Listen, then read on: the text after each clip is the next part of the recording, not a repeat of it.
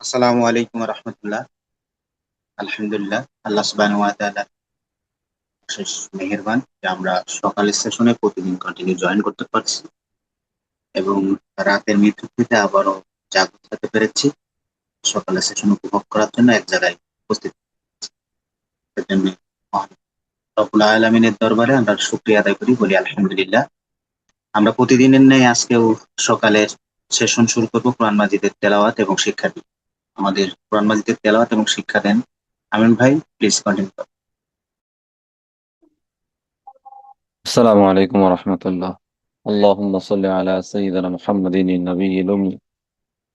اللهم صل على سيدنا محمد النبي الأمي. اللهم صل على سيدنا محمد النبي الأمي. أعوذ بالله من الشيطان الرجيم. بسم الله الرحمن الرحيم. يا أيها الذين آمنوا استعينوا بالصبر والصلاة إن الله مع الصابرين ولا تقولوا لمن يقتل في سبيل الله أموات بل أحياء ولكن لا تشعرون ولنبلونكم بشيء من الخوف والجوع ونقص من الأموال والأنفس والثمرات وبشر الصابرين الذين إذا أصابتهم مصيبة قالوا إنا لله وإنا إليه راجعون صدق الله العظيم. আলহামদুলিল্লাহ, আল্লাহ তাআলার দরবারে লাখো কোটি শুকর যে মহান আল্লাহ তাআলা আমাদেরকে আল্লাহ তাআলার পবিত্র কালামুল্লাহ শরীফ থেকে আয়াতে কালিমা তেলাওয়াত করার সুযোগ করে দিয়েছেন এবং তার পবিত্র কালামুল্লাহ শরীফ থেকে একটা সূরা তরজমা আলোচনা করার এবং শোনার তৌফিক দান করেছেন। এই জন্য অন্তঃস্থল থেকে শুকরিয়া আদায় করি আলহামদুলিল্লাহ। আজকে সূরার তরজমা বা এক নজরে সূরা কাহাফ দেখব। সূরাতুল কাহফি মাক্কিয়া। তারতিব বিন নুজুল, নাজিলের ধারাবাহিকতা তথা কোন সূরার পর কোন সূরা নাজিল হয়েছে তা বিবেচনায় এই সূরাটি হলো 69তম সূরা। এর আগে সূরা গাশিয়া এবং পরে সূরা নাহল নাজিল হয়েছে। তারতিব বিল মুসহাফ, বর্তমান কোরআন মাজিদের বিন্যাস অনুযায়ী এই সূরাটি 18 নং সূরা। এর আগে সূরা বনি ইসরাইল বনি ইসরাইল ও পরে আছে সূরা মারিয়াম। এই সূরাটি মক্কি যুগের শেষের দিকে নাজিল হয়েছে মক্কায়। এই সূরাটির আয়াত সংখ্যা 110। কাহাফ নামের রহস্য। কাহাফ মানে গুহা। এই সূরায় গুহায় ঠাঁই নেওয়া কয়েকজন যুবকের গল্প উঠে এসেছে। তখনকার এক রোমান শাসক মূর্তি পূজা করার জন্য বেজায় চাপ দিচ্ছিল ওই যুবকদের, মানে আল্লাহকে বাদ দিয়ে অন্য কাউকে ইলাহ ও রব মানতে হবে। কিন্তু যুবকরা কোনোভাবেই মাথা নোয়ায়নি। শেষমেশ চাপের মুখে টিকতে না পেরে তা লোকালয়ে ছেড়ে গিয়ে ঠাঁই নেয় নির্জন গুহায়। সেখান থেকেই সূরার নামকরণ করা হয়েছে কাহাফ। ধারণা করা হয় এই সূরাতে নবীজিকে হিজরতের আগাম ইঙ্গিত দেওয়া হয়েছিল। মেজর থিম: 1 নম্বর, কোরআনের বৈশিষ্ট্য, গুহাবাসী যুবকদের ঘটনা। 2, দুজন জমি মালিকের ঘটনা, মুসা ও খিজির আলাইহিস সালাতু ওয়াস সালামের ঘটনা। 3 জুলকার নাইনের ঘটনা, কিয়ামত প্রসঙ্গ। সূরার শুরু ও শেষ সম্পর্ক। সূরার শুরুতে মুমিনদের জন্য সুন্দর প্রতিদানের সুসংবাদ দেওয়া হয়েছে। যেসব মুমিন ভালো কাজগুলো করতে থাকে তাদেরকে আল্লাহ এই মর্মে সুসংবাদ দেন যে তাদের জন্য আছে সুন্দর প্রতিদান। আর শেষে এই সুন্দর প্রতিদান কি তার বিস্তারিত জানানো হয়েছে। অন্য সূরার সঙ্গে সম্পর্ক। এই সূরার আগের সূরা হলো সূরা বনি ইসরাইল, যা আল্লাহ তাআলার প্রশংসা বর্ণনা দিয়ে শেষ হয়েছে। আর সূরা কাহাফ শুরু হয়েছে আল্লাহ তাআলার প্রশংসা দিয়ে। এই সূরাটির শান নজুল। মক্কার কুরাইশদের মাথায় ফন্দি চাপলো মুহাম্মদ সাল্লাল্লাহু আলাইহি সাল্লামকে ওরা ভুয়া প্রমাণ করবে। ভুয়া মানে তিনি আল্লাহর নবী নন তা প্রমাণ করবে। তারা দৃঢ়ভাবে প্রত্যয় করলেন, কিন্তু মুশকিল হলো ওরা তো নিরক্ষর জাতি। আসমানি কিতাব পত্র পড়া তো দূরের থাক, কোনোদিন ছুঁয়েও দেখেনি। তাহলে নবীজিকে আটকাবে কেমন করে? সলা পরামর্শ সেরে ওরা দেখে শুনে দুজন চালাক চতুর লোককে মদিনায় পাঠালো। একজনের নাম নাদর ইবনু হারিস, আরেকজনের নাম উকবা ইবনুল আবি মুআইত। মদিনায় পাঠানোর কারণ, সেখানে ইহুদিরা বসবাস করে, যাদের ভান্ডারে আছে তাওরাত। তাদের থেকে শিখে আসবে কি কি জিজ্ঞেস করে নবীজিকে ধাঁধায় ফেলা দেয়। হাল বৃত্তান্ত জেনে মদিনার ইহুদিরা শিখিয়ে দিল 3টি প্রশ্ন। এগুলো জুৎসই জবাব দিতে পারলেই তবে সে নবী, নবী নইলে না। তারা 3টা প্রশ্ন রেডি করে নিয়ে আসলেন। এই 3টা প্রশ্নের উত্তর দিতে পারলেই তারা বলবে যে আপনি নবী, আর উত্তর না দিতে পারলে আপনি নবী নন। প্রথম প্রশ্ন, গুহাবাসী যুবকদের ঘটনা কি? প্রথম প্রশ্ন, গুহাবাসী যুবকদের ঘটনা কি? দ্বিতীয় প্রশ্ন, জুলকার নাইনের গল্পটাই বা কেমন? আর তৃতীয় প্রশ্ন, রুহ কি জিনিস? নবীজিকে এই 3টি জিজ্ঞাসার উত্তর জানাতেই আল্লাহ এই সূরাটি নাজিল করেন। সেগমেন্ট। কোরআন। এই কোরআনের মধ্যে কোনো অসঙ্গতি নেই। একে নাজিল করা হয়েছে পাপীদের জন্য সতর্কবার্তা আর মুমিনদের জন্য সুসংবাদ হিসেবে। এই সূরার প্রথম অংশে এই বিষয়গুলো আল্লাহ তাআলা তুলে ধরেছেন, এবং দ্বিতীয় অংশে আসহাবে কাহাফের ঘটনা তুলে ধরেছেন। ঈমান বাঁচাতে কয়েকজন যুবক জমিনে ঝুঁকি নিয়ে গুহায় আশ্রয় নেন। তাদের সামনে ছিল অনিশ্চিত ভবিষ্যৎ। আল্লাহ তাদেরকে যুব শ্রেণীর জন্য রোল মডেল বানিয়ে দিলেন। এবং শেষের অংশে দুনিয়ার চাকচিক্য, দুনিয়ার সম্পদের জুড়ে মানুষ ধরা ধরাকে সরা জ্ঞান করে, ধরাকে সরা জ্ঞান করে, অথচ এই সম্পদ তাকে আল্লাহর শাস্তি থেকে বাঁচানোর ক্ষমতা রাখে না। কোনো ব্যক্তি সম্পদওয়ালা হয়ে গেছে, জাকাত দেওয়ার মালিক হয়ে গেছে, ওই ব্যক্তি যদি জাকাত না দেয় তাহলে তার সম্পদগুলো কিয়ামতের ময়দানে আল্লাহ তাআলা সাপ বানায় দিবেন। আগুনের কি শিকল পরায় দেওয়া হবে, তার গলার ভিতরে ঝুলায় দেওয়া হবে, এরকম হুমকি শুরু করছে। সুতরাং যাদেরই সম্পদ আল্লাহ তাআলা দিচ্ছেন, এটা একটা নিয়ামত এবং পরীক্ষার জন্য দিচ্ছেন। তাদের সম্পদের সদ্ব্যবহার, সম্পদের উত্তম ব্যবহার করে তারপরে দুনিয়া থেকে বিদায় নিতে হবে। না হলে এই সম্পত্তি একদিন আপনার আমার আহ শত্রু হয়ে দাঁড়াবে জাহান্নামে যাওয়ার জন্য। সুতরাং সম্পদ আমাদেরকে বাঁচাতে পারবে না। ফজিলত। দিনগুলো বানাবে আলো ঝলমলে। আবু সাঈদ খুদরি রাদিয়াল্লাহু তাআলা থেকে বর্ণিত, নবী করিম সাল্লাল্লাহু আলাইহি সাল্লাম বলেছেন, যে ব্যক্তি জুমার দিন সূরা কাহাফ পড়বে তার 2 জুমার মধ্যবর্তী সময়টা আলোয় আলোকিত হয়ে থাকবে। সুবহানাল্লাহ ওয়া বিহামদিহি। তার মানে একটা সপ্তাহ, এক সপ্তাহে সে তার আলোয় আলোকিত হয়ে থাকবে, অর্থাৎ সে নিরাপদ থাকবে। ইবনুল হিব্বান, হাদিস নং 3436, সহিহ। সুরক্ষা দিবে দাজ্জালের ফিতনা থেকে। আবু দারদা রাদিয়াল্লাহু তাআলা আনহু থেকে বর্ণিত, নবী করিম সাল্লাল্লাহু আলাইহি ওয়াসাল্লাম বলেছেন, যে ব্যক্তি সূরা কাহাবের প্রথম 10 আয়াত স্মরণ রাখবে তাকে দাজ্জালের পরীক্ষা থেকে সুরক্ষিত রাখা হবে। মুসলিম শরীফ হাদিস নাম্বার 809। সুবহানাল্লাহ ওয়া বিহামদিহি। সূরা কাহাফে দাজ্জালের ফিতনা থেকে বাঁচানোর উপায় বলে দেওয়া হয়েছে।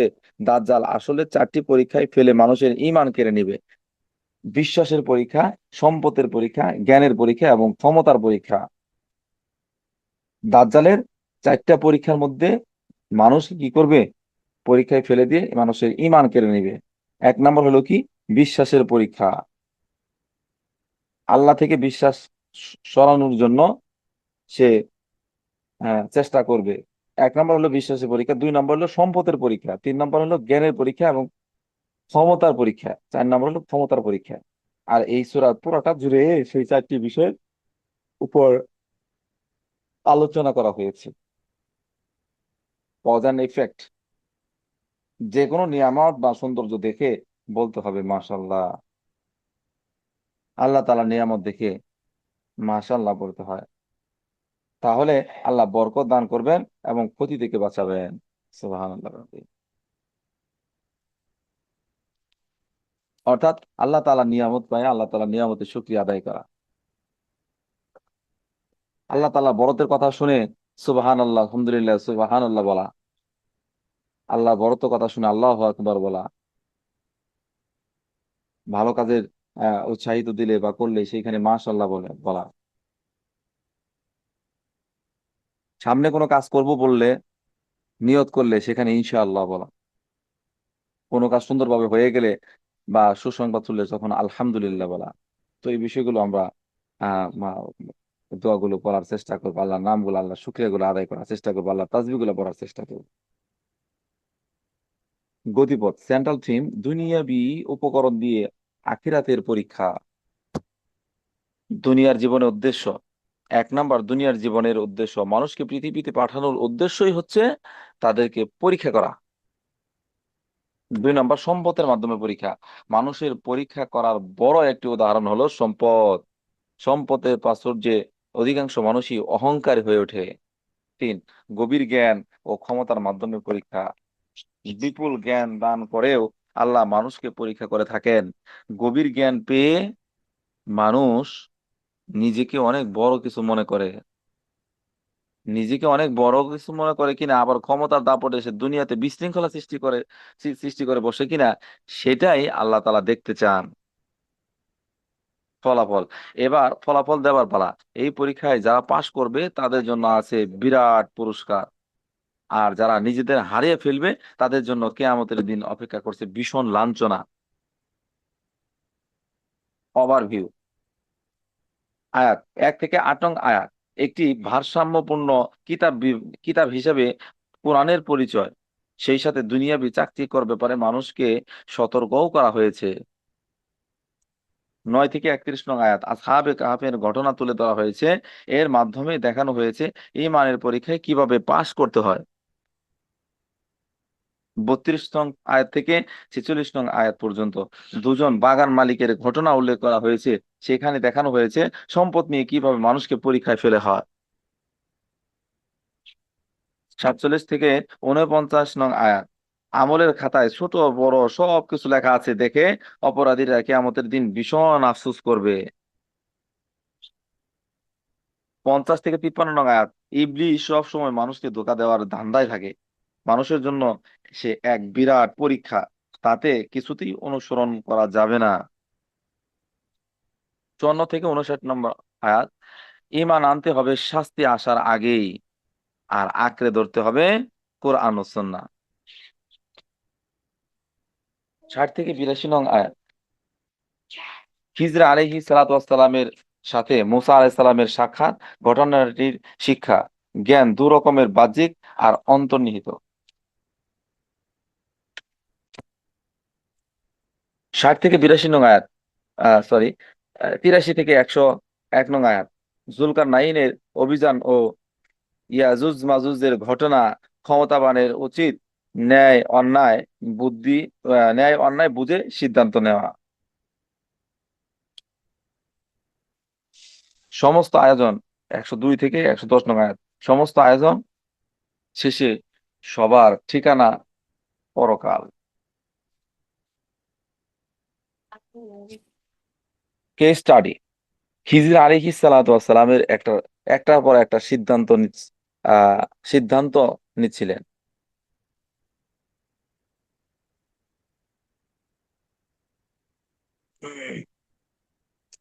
আর মুসা আলাইহিস সালামের খটকা একটু একটু করে বেড়ে চলছিল। ভালো একটি নৌকা ফুটো করে দেওয়া, একটি বালককে হত্যা করা, বিনা পয়সায় ভাঙা দেয়াল মেরামত করে দেওয়া, এর কোনোটি মুসা আলাইহিসসালামের বোঝা বোঝাপড়ার সঙ্গে যাচ্ছিল না। কেননা তিনি ঘটনাগুলো দেখেছিলেন বাহ্যিক দিক বিবেচনায়। অপরদিকে খিজর আলাইহিস সালামের ঘটনাগুলো দেখছিলেন অন্তরের চোখ দিয়ে, আল্লাহর জানানো জ্ঞানের আলোকে।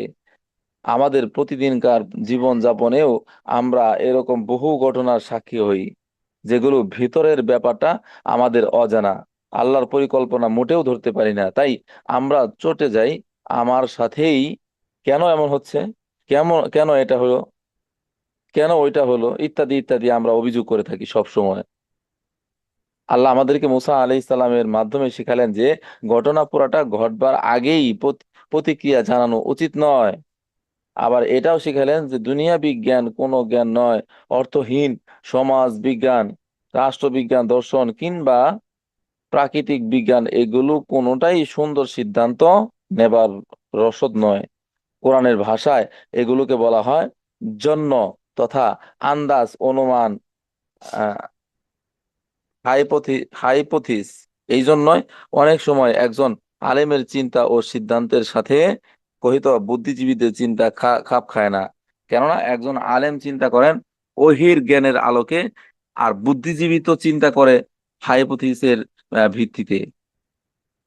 আসলে মানুষের বুদ্ধি বা ইন্টেলেকচুয়াল ক্যাপাসিটি যেখানে শেষ, ওহির হাকিকত ঠিক ওখান থেকেই শুরু। সূরা আলে ইমরান আয়াত ৬৬, সূরা ইসরা আয়াত ৮৫। রিফ্লেকশনস। যুবকদের জন্য প্রকৃতির নিয়ম বদলে গিয়েছিল, তাদের ঘুম ভেঙে যাবে বা ঘুমে ব্যাঘাত ঘটবে, এটা আল্লাহ তাআলা চাননি। হায়াত যেখানে কম বেশ ১০০ বছর, সেখানে ঘুমের রাজ্যেই কেটে গেল ৩ শতাব্দী। ঘুমন্ত অবস্থায় বারবার তাদের পাশ ফিরিয়ে দিতেন, যাতে এই লম্বা সময়ে তারা মাটির মধ্যে দেবে না যায়। তার মানে আল্লাহর হুকুম যথাযথভাবে মেনে চললে আল্লাহ আপনার জন্য অসম্ভব জিনিসও সম্ভব করে দিবেন। বিপদের মুখে আপনাকে সুরক্ষা দিবেন। মজার ব্যাপার হলো, হিজরতের সময় আমাদের নবীজিও কিন্তু একটি গুহার মধ্যে আশ্রয় নিয়েছিলেন। তিনি গুহায় ঢোকার পরপরই একটি মাকড়সা তর করে জাল বুনে ফেলে, মাকড়সার সেই জাল দেখেই কাফেররা ধাঁধায় পড়ে গিয়েছিল। সুতরাং আল্লাহ যাদের সঙ্গী হয় তাদের আর কিসের ভয়। যুবকদের ঘটনা থেকেও আমাদেরকে শিক্ষা নিতে হবে। আল্লাহ তাআলা যদি চান, আল্লাহ তাআলা যদি আল্লাহ তাআলাকে যদি আমরা রাজি খুশি করি, মানে রব চাহে জিন্দিগি হইলে পরে আল্লাহ তাআলা আমাদের হ্যাঁ দুনিয়া এবং আখিরাত দুই দুই দিকেই আল্লাহ তাআলা আমাদেরকে কামিয়াবি করবেন। তো সূরা কাহাফ থেকে আমরা অল্প কিছু আলোচনা শুনলাম এবং আলোচনা করলাম। আহ আরেকটু শেষ করে আরেকটু আছে। হযরত মুসা আলাইহিস সালাম ও খিজির আলাইহিস সালামের ঘটনা তাদাব্বুর করলে পাওয়া যায় যে জ্ঞান অর্জনের জন্য ৩টি জিনিস অপরিহার্য: বিনয়, সফর ও সবর।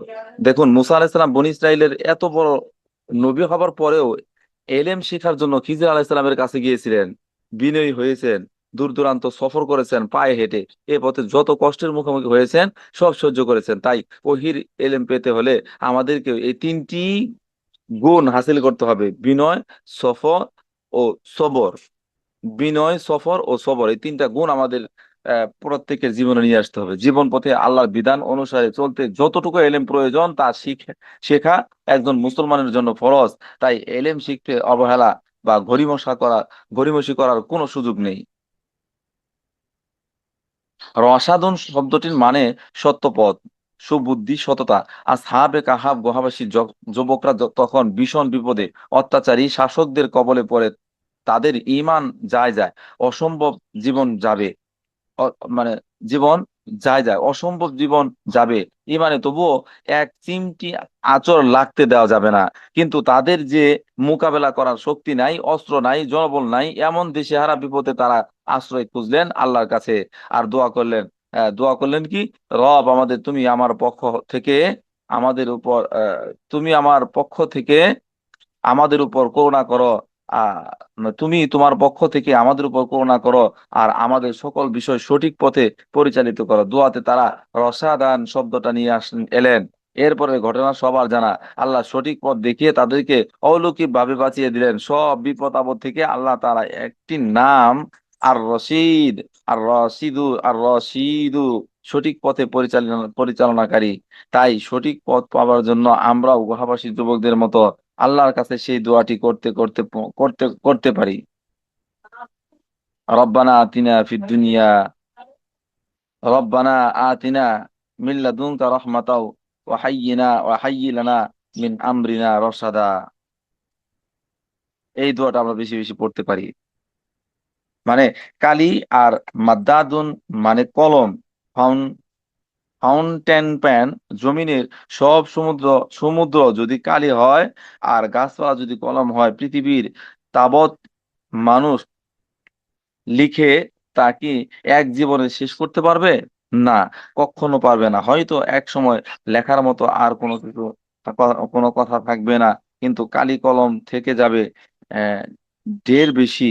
অথচ এগুলোর সাথে আরো কোটি কোটি সমুদ্র সমান কালি নিয়ে এলেও আল্লাহ সুবহানাহু ওয়া তাআলা কথা কথামালা পড়াবে না। এত ব্যাপক আর আল্লাহ তাআলার বাণী।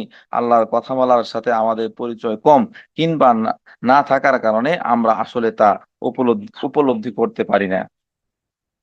আল্লাহ তাআলা আমাদেরকে যে এই সূরা থেকে যে শিক্ষা শুনলাম এবং আমরা আলোচনা করলাম, এর উপরে পরিপূর্ণ আস্থা এবং বিশ্বাস রেখে এর উপর আমল করার তৌফিক দান করুন। ওয়া আখিরি দাওয়ানা আনিল হামদুলিল্লাহি রাব্বিল আলামিন। আসসালামু আলাইকুম ওয়া রাহমাতুল্লাহ। আলহামদুলিল্লাহ। আমরা মর্নিং সেশনে যেটা করে থাকি প্রতিদিন, কোরআন মাজিদের তেলাওয়াত এবং ব্যাখ্যা, সেটা আমিরুল ভাই প্রতিদিনই আমাদের মধ্যে একটা ফ্লো তৈরি করেন। প্রায় পরবর্তী সেশনের পরবর্তী অংশে যাবো ইনশাআল্লাহ তাআলা। আমাদের সেশনের পরবর্তী অংশটা কন্টিনিউ করবে আমাদের সাদমান সাদিক ভাই। আমরা আমাদের প্রিয় একজন মানুষ, আলহামদুলিল্লাহ আমরা চাই সুন্দরভাবে আমাদের পরবর্তী সেশনটা কন্টিনিউ করুক। তার আগে আমার একটা জানার ছিল, আমাদের এখানে আজকে গেস্ট হিসেবে, গেস্ট না, যেহেতু আমি এখনো ক্লিয়ার না, একজনের নাম দেখতেছি যে প্রতিদিন কন্টিনিউ করেন না, বা আমাদের হয়তো বা এটা কিভাবে আসছে আমিও জানি না। মেন্টর মিতু আপু, আপনি কি মেন্টর মিতু আপু আমাদের মেন্টর নাকি? নাম একটু যদি ক্লিয়ার করতেন প্লিজ। অসংখ্য ধন্যবাদ। আপনারা সবাই কেমন আছেন? অ্যাকচুয়ালি আমি প্রতিদিন দেখি যে আপনারা লিঙ্ক শেয়ার করেন গ্রুপে। বাট আমি ভাবলাম যে আজকে একটু জয়েন করে দেখি যে আসলে আপনারা কি করেন সকালবেলা। But that is very good initiative. Thank you very much. আসলে কে নিয়েছেন আমি জানি না। তাহিদ ভাইকে আমি খুবই ধন্যবাদ দিব যে আপনারা একটা ভালো কাজ করছেন। ইনশাআল্লাহ আল্লাহ আপনাদেরকে তৌফিক দিক আরো ভালো করার। But I have a observation. একটা জিনিস আমার কাছে মনে হয়েছে যে আরেকটু অ্যাড করতে পারেন আপনারা। আপনার আপনারা যেটা করছেন সেটা হচ্ছে এক নজরে কোরআন থেকে জাস্ট এটা তাদাব্বুর, কেস স্টাডি, থিম বা রিফ্লেকশন, তাদাব্বুর এগুলো নিয়ে কথা বলছেন। বাট এইখানে যেটা থাকা উচিত সেটা হচ্ছে আসলে আল্লাহ কি বলেছেন, সূরা এবং তার ট্রান্সলেশনটা থাকা উচিত। তো আমার কাছে মনে হয়েছে এই জিনিসটা একটু গ্যাপ আছে। আমি জানি না আপনারা করছেন কিনা, বা আমি পরে জয়েন করেছি হয়তোবা। সো আর আমার পরিচয়, আমি মেন্টর মিতু। আমার platform mentor Mitu academy. So আলিফকে তো আপনারা চেনেন, আপনাদের মেন্টর। সো হচ্ছে আমার ছোট ভাইয়ের মতো। সো ব্রেভ অ্যাডভান্সে ও ফার্স্ট ব্যাচ, আমি সেকেন্ড ব্যাচ। সো আমরা আমাদের দেখা হয় মাঝে মধ্যে বিভিন্ন আড্ডাতে। ওর ইয়েতেও আমি আছি, যে বিপিএম প্রথম কেউ অনেক ভালো করছে। তো আমার বিষয়টা হচ্ছে আমি কাজ করি কমিউনিকেশন নিয়ে। তো যাতে করে মানুষ ভালোভাবে কথা বলতে পারে, মানুষ নিজেকে প্রকাশ করতে পারে, হ্যাঁ। তো আমার মূল ফোকাসটা হচ্ছে কমিউনিকেশন। আর ও কাজ করছে মূলত ব্রেন নিয়ে বা so brain, it's okay, that's great. So এই আর কি। সো আমি আপনাদের হয়তো বা মেন্টর নয়, but I am a mentor. So Tahid ভাই, আপনি কেমন আছেন? আপনাকে আমি প্রচুর দেখি, হ্যাঁ। আপনি সবসময় লিঙ্ক শেয়ার করেন every day, not a single day you missed. So great, আপনার এই মানে ডেডিকেশনটা আমার কাছে খুব ভালো লেগেছে। সো ভাবলাম আমি একটু জয়েন করি। এভরি ডে তো সকালবেলা আমি এক্সারসাইজের পরে দেখি যে আপনারা হচ্ছে যে লিঙ্ক শেয়ার করেন। সো গ্রেট, আপনারা এটা চালু রাখেন। অ্যাকচুয়ালি যে কোনো ছোট হ্যাবিট, হ্যাঁ, আল্লাহ পছন্দ করেন। আল্লাহ বলছেন যে আমি আসলে পছন্দ করি সেই কাজ যেটা খুব ছোট কিন্তু রেগুলার করা হয়। So it's a great initiative. আমাকে শুনতে পেয়েছেন কিনা আই ডোন্ট নো। আমাকে কি শোনা গেছে? হ্যাঁ জি আপু, আপনাকে শোনা গেছে এবং আমি কি বলবো, কি বলে ধন্যবাদ দেবো ভাষা হারিয়ে ফেলেছি। আলহামদুলিল্লাহ, আপনি যে আমাদের মধ্যে আসছেন। ঠিক আপনার যে মিশনটা, আমরা চাই যে মানুষের ভিতরে কমিউনিকেশন স্কিলটা আরো বৃদ্ধি হোক। আপনার সেশনে আমি মাঝে মধ্যে জয়েন করি, আচ্ছা আলহামদুলিল্লাহ। আচ্ছা। আহ, Great. সেই জন্য আমি খুব সহজেই আপনাকে করতে পেরেছি যে আমাদের মেন্টর আপনি কিনা। আপনাকে পার্সোনালি মেসেজ করছি, হয়তো এটা সিন করেন নাই। তো আমি আচ্ছা আচ্ছা। অবশ্য লিংক দিয়ে দিয়েছি, দেখেন মেসেঞ্জারে চ্যাটে লিংক দিয়ে দিচ্ছি। আমাদের প্রতিদিন যারা কন্টিনিউ করেন, আপুর যে একাডেমিক লিংক আমি দিয়ে দিয়েছি। তো এখানে কো অ্যাক্সিডেন্ট যে আপুর সাথে আমার কিন্তু আগে পার্সোনালি কোনো পরিচয় নাই, এবং আমি আগে যে আপু আসবে এই জায়গাটা এটাও আমরা জানি না, কারণ সে যে লার্নিং দিচ্ছে আলহামদুলিল্লাহ, তার একটা বেস তৈরি আছে অলরেডি। আর আমাদের এখানে আসবে, আমি প্রথম নামটা দেখেই অবাক হলাম যে আপু মানে আমার এখানে চলে আসলো। তো যাই হোক আলহামদুলিল্লাহ, এটা আল্লাহ তাআলার অশেষ রহমত যে আপনি আপনার মতন একজন লার্নিং পার্সন যে লার্নিং দিচ্ছে, বাংলাদেশকে প্রেজেন্ট করার জন্য তার সর্বোচ্চ দেওয়ার চেষ্টা করতেছে, সে আমাদের এই ক্ষুদ্র প্রচেষ্টার এখানে অংশগ্রহণ করছেন। এটা আমাদের জন্য একটা পাওয়া। Great great. না, অ্যাকচুয়ালি ব্যাপারটা হচ্ছে নিশ্চিত হয়তো বা আপনারা অন্য কাউকে চেয়েছেন। There is a law of attraction, হ্যাঁ। হয়তো অন্য কাউকে চেয়েছেন, বাট আল্লাহ চেয়েছেন আমি আসি। So it's not co incident. যারা হচ্ছে, আমি যেহেতু ল অফ অ্যাট্রাকশন নিয়ে অনেক পড়াশোনা করছি, আই নো দ্যাট যে আসলে মানুষ যা চায় মানুষ তাই পায়, জাস্ট সময়ের অপেক্ষায়। কিন্তু মানুষ বোঝে না, মানুষ যখন পায় মানুষ ভাবে তো আমি আসলে এরকম চাই নাই, আমি অন্যরকম চেয়েছি, বাট সে যেটা চায় সেটাই পায়। সো আপনি যা আলহামদুলিল্লাহ। চাচ্ছেন আপনার লাইফে সেগুলো কিন্তু ঘুরে ফিরে আসবে। আপনি আমাকে যদি বলেন রাইট। যে না আমি এটা চাচ্ছি, বাট আপনি মনে মনে যেটা চাচ্ছেন আপনি সেটাই পাবেন। So it's depend on your mind connection, what is your identity, how intensively you want that Allah measure. Allah তো মানুষের অন্তর দেখেন, তাই না? আপনার কর্ম তো দেখেন না। আপনি ভাবছেন যে আমি কাজ করছি বাট কোনো কিছু হচ্ছে না, বাট আপনার অন্তরে কিন্তু অন্য কিছু আছে, এই জন্যই হচ্ছে না। আপনার ল অফ অ্যাট্রাকশন কাজ করছে না। যদিও এটাকে অনেকে অন্যভাবে বলে, বাট কোরআনে কিন্তু আল্লাহ বলেই দিছে এভরিথিং। ল অফ অ্যাট্রাকশন মানে কি সেটা বলা আছে।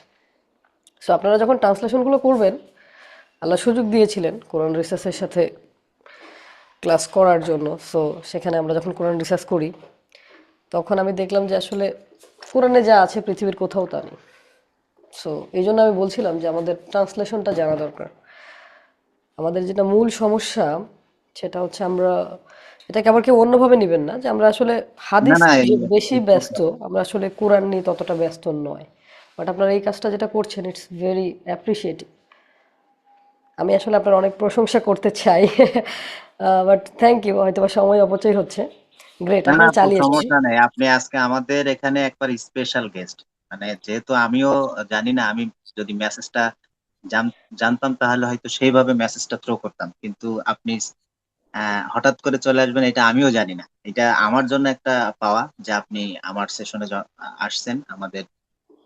আমাদের নতুন একটা ফ্লো তৈরি হবে, এটা আমি বিলিভ করি, কারণ আমরা যারা এখানে প্রতিদিন আসি একেবারে সারপ্রাইজ যে আপনি হঠাৎ করে আমাদের প্রোগ্রামে চলে আসছেন। এটা তো আমি আসলে এখনো বুঝতে পারছি না, মানে আমি কেমন যেন একটু লাগতেছে যে আপু চলে আসলো আমাদের এখানে। যাই হোক আলহামদুলিল্লাহ, এটা আল্লাহ তাআলার অশেষ রহমত। কারণ আমরা সকালের সেশনটা এই জন্য করতেছি, আমাদের মেন্টর আলিফ আহ, উনি জানেন যে আমার আমার সেশনটা আমি প্রতিনিয়ত কন্টিনিউ করতেছি, এবং এটা থেকে আমরা আসলে একটা এনার্জেটিক কিছু পাচ্ছি সকালে, যে প্রোডাক্টিভিটি যেটা বলি, যে আমাদের চেঞ্জিং যে ব্যাপারটা আমরা কন্টিনিউ এটা করতে চাই। এবং অলরেডি আমি 41 ডেজের একটা মিশন দিয়েছি। আমার এই সেশনটা একেবারেই কোনো রকম অন্য কোনো ব্যারিয়ার নাই এখানে, যে এনরোলমেন্টের কোনো ব্যাপার না। এইটা আমরা যারা বিপিএম করতেছি এবং মেন্টর আলিফের সাথে আমরা যারা কাজ করতেছি, আমাদের লার্নওভার টিমে যারা আছি তাদের নিয়েই এই প্রোগ্রামগুলো করা। ইনশাল্লাহ আরো আস্তে আস্তে স্প্রেড করতেছে, বাইরের যারা আছে আলহামদুলিল্লাহ তারাও আমাদেরকে এটা খুব এভাবে নিচ্ছে, তাদের সাথে আমার কন্ট্যাক্ট হচ্ছে।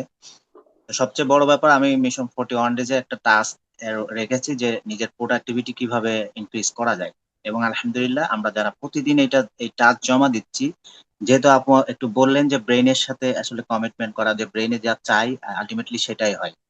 আমি ইতোমধ্যে আপু, আমি বিলিভটা খুব স্ট্রং আমার। এবং ইতোমধ্যে এই জিনিসটা কয়েকবার আমার সাথে ঘটেছে যে আসলে আমি যেটা চাই, এবং এমনকি আমি জাস্ট থিঙ্ক করেছি, ওইটার উপরে খুব একটা চর্চা করিনি, বাট সেটাও পেয়েছি। সেটাও কোনো না কোনো ওয়ে থেকে সেটা পেয়েছে। মানুষ তো চর্চা করে, বিলিভারটা এমন ভাবে ডিজাইন করে, অর্থাৎ কোয়ালিফাইড একটা গোলস সেট করে। এমন হয়েছে জাস্ট আমি শুধুমাত্র এটা থিঙ্ক করে রেখে দিয়েছি, বাট সেটা আমি পেয়ে গেছি। তো এইগুলা আসলে আল্লাহ সুবহানাহু ওয়া তাআলা আমাদের দেন, আমরা হয়তোবা ওইভাবে বুঝতে পারি না, অনেকে ওইটা নিতে পারি না আলহামদুলিল্লাহ। তবে আমরা এখানে যারা আছি তারা অবশ্যই বিপিএম সদস্য এবং তারা ব্রেন সম্পর্কে একটু হলেও ধারণা রাখি, বিধায় আমরা এটা বিশ্বাস করি যে আমরা পাই।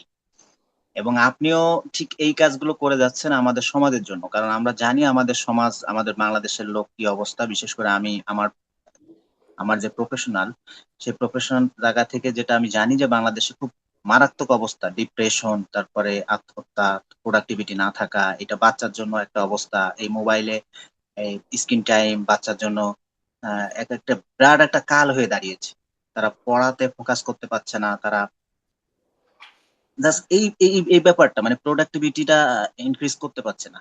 এখান থেকে আমার একটা প্ল্যান চলে আসলো এবং আমি এটা নিজের উপরে ইমপ্লিমেন্ট করছি। বেশ কিছুদিন ইমপ্লিমেন্ট করে যখন আমি পেয়েছি যে না, আলটিমেট একটা রেজাল্ট পাওয়া যায়, দেন তারপরে আমার যে মেটস আছে, বিশেষ করে বিপিএম সদস্য লানাবাদ থেকে যারা যুক্ত, আমাদের কমিউনিটিতে এটা শেয়ার করছি। দেন তারপরে আমরা এই যাত্রা শুরু করছি এবং ইতোমধ্যে আমি ফিডব্যাক নিয়েছি, আমরা যারা কন্টিনিউ করছি আলহামদুলিল্লাহ তারা কোথাও যে গ্যাপটা ছিল, যে প্রবলেমে এক জায়গায় ফেসেছিল, সেই প্রবলেমটা ইনক্রিজ হয়েছে। আলহামদুলিল্লাহ আমরা এই যাত্রা যেন চালাই যেতে পারি। এটা আপনার কাছে আমার একটা দোয়া থাকবে যে আপনি অবশ্যই আমাদের জন্য এই দোয়াটা করবেন। এবং যারা মিতু আপাকে চেনেন না তাদের আমি একটু রিক্যাপ করতে চাই যে মিতু আপা আসলে উনি ওনার জায়গা থেকে খুব ভালো মেন্টরিং করতেছেন এবং কমিউনিকেশন স্কিল নিয়ে উনি কাজ করতেছেন। আমি ওনার সেশনে কয়েকদিন ঢুকেছি।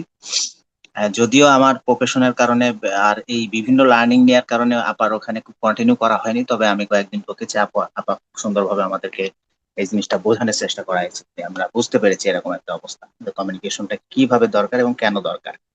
তো আলহামদুলিল্লাহ আপাকে অসংখ্য ধন্যবাদ। আর আপা যদি আমাদের, যেহেতু আজকে স্পেশাল গেস্ট, যদি কিছু মনে না করেন তাহলে আমাদের সেশনের বাকি অংশটাও আপনি কন্টিনিউ করতে পারেন, কারণ আমরা তো নিয়মিত আমাদের থেকে এই মজাটা নেই। কারণ আমাদের সাদমান সাদিক ভাই, আমি, তারপরে আমাদের আমিন আমিন ভাই, আমরা এইভাবেই কন্টিনিউ করি যে আমাদের জায়গা থেকে আমরা এইটা কিভাবে প্রতিদিনের সকালটা আরো বুস্টিং পর্যায়ে নিয়ে যেতে পারি। এটা যেহেতু এক একজনের পারসেপশন থেকে এক একজন এক এক রকম ইয়েটা দেয়।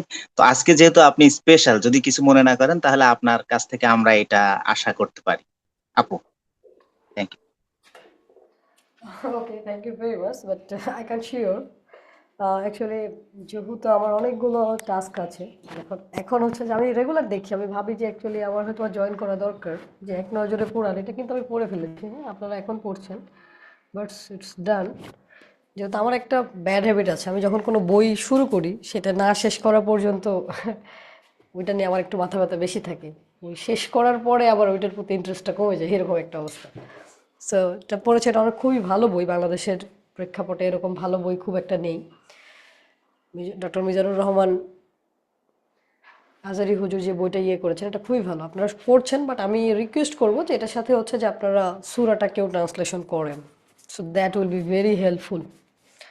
সো এটা যদি আপনারা করতে পারেন তাহলে হচ্ছে কারণ এইখানে যেটা আছে এটা খুবই ন্যারো করে উনি দিয়েছেন, উনি বিষয়গুলোকে নিয়ে আসছেন। আমার কাছে যেটা মনে হয়েছে যে এটা জাস্ট উনি জানার জন্য করেছেন, যে সবাই যাতে বুঝতে পারে কোন সূরাতে কি আছে। বাট আমার উদ্দেশ্যটা আর একটু বড়, আমি চাই যে আসলে সবাই বুঝুক যে আল্লাহ কি বলেছে। বুঝতে পেরেছেন? তাহিদ ভাই। জি So, আপু, আপনি যেটা বলছেন ইনশাল্লাহ সামনে থেকে এটাও আমরা করবো, যে আসলে আরেকটু বৃহৎ আকারে। আর সকালের সেশনটা আসলে আমাদের লিমিটেড টাইম থাকে, যেহেতু এই টাইমের ভিতরে আমরা ইনশাল্লাহ কভার করবো। আর আপু, আপনার জায়গা থেকে আমরা আরো একটু, আপনার কমিউনিকেশন থেকে হতে পারে বা আপনার জায়গা থেকে হতে পারে, বা আমাদের মোটিভেশনাল কোনো কিছু আপনি একটু সাজেস্ট করতে পারেন আপু। দেখেন, সবচেয়ে বড় কথা হচ্ছে আপনি যাই করেন, যাই শিখেন, আপনার কমিউনিকেশন ঠিক না হলে আপনার কিচ্ছু ঠিক হবে না। প্রথম কথা হচ্ছে আপনার মাইন্ডের সাথে আপনার কমিউনিকেশন ঠিক হতে হবে। দেন তারপরে হচ্ছে ব্রেন, আগে কিন্তু মাইন্ড। হ্যাঁ, ব্রেন কিন্তু হচ্ছে, ব্রেনটা কি, ব্রেন হচ্ছে হার্ডওয়্যার, মাইন্ড কিন্তু সফটওয়্যার। সো আপনার যদি সফটওয়্যার ঠিক না থাকে, আপনার হার্ডওয়্যার খুবই ভালো, মনে করেন যে আপনি 8 জিবি র্যাম লাগিয়েছেন, প্রসেসর ভালো লাগিয়েছেন, কিন্তু অপারেটিং সিস্টেম নেই, তাহলে আপনার এই পিসিটা চলবে না। সো দ্যাটস মিন আপনার মাইন্ডটাকে আগে ঠিক করতে হবে, আপনার মন, কারণ আল্লাহ আপনার মনই দেখবে, কোনো কিছু দেখবে না। আপনার ব্রেনে আপনি কি বলছেন না বলছেন, দ্যাটস ডাজেন্ট ম্যাটার। ওই যে আপনি কিছুক্ষণ আগে বলছেন যে আমি করি নাই, কিন্তু আমি বলেছি কাজটা হয়ে গেছে, বিকজ অফ ইওর মাইন্ড। আপনার মন যদি ঠিক থাকে, আপনি যদি আপনার মনকে ম্যানেজ করতে পারেন, মনকে কন্ট্রোল করা যায় না, মনকে বোঝানো যায়, ম্যানেজ করা যায়। যখন আপনি আপনার মনকে বোঝাইতে পারবেন, আপনার ব্রেন অটোমেটিক ফাংশন করবে। এটা আপনার ভিতর থেকে আসতে হবে যে না, আমি এটা করতে চাই, দেন আপনার ব্রেন ফাংশন করবে। ব্যাপারটা এরকম যে মানি ব্যাগে টাকা রাখলেই আপনি খরচ করতে পারবেন। সো এই যে টাকাটা, এটা হচ্ছে মন, আর ব্রেনটা হচ্ছে মানি ব্যাগ। সো এইখানে আপনি রেখেছেন কিনা, আপনার মনে আছে কিনা, দ্যাটস উইল ফাংশন। আমাদের মনটা নিয়ে অনেক কাজ করার আছে আসলে। আমাদের মন কথা শোনে না, মন উড়ে বেড়ায়, পাগল মন। হ্যাঁ, কত রকমের গান আছে।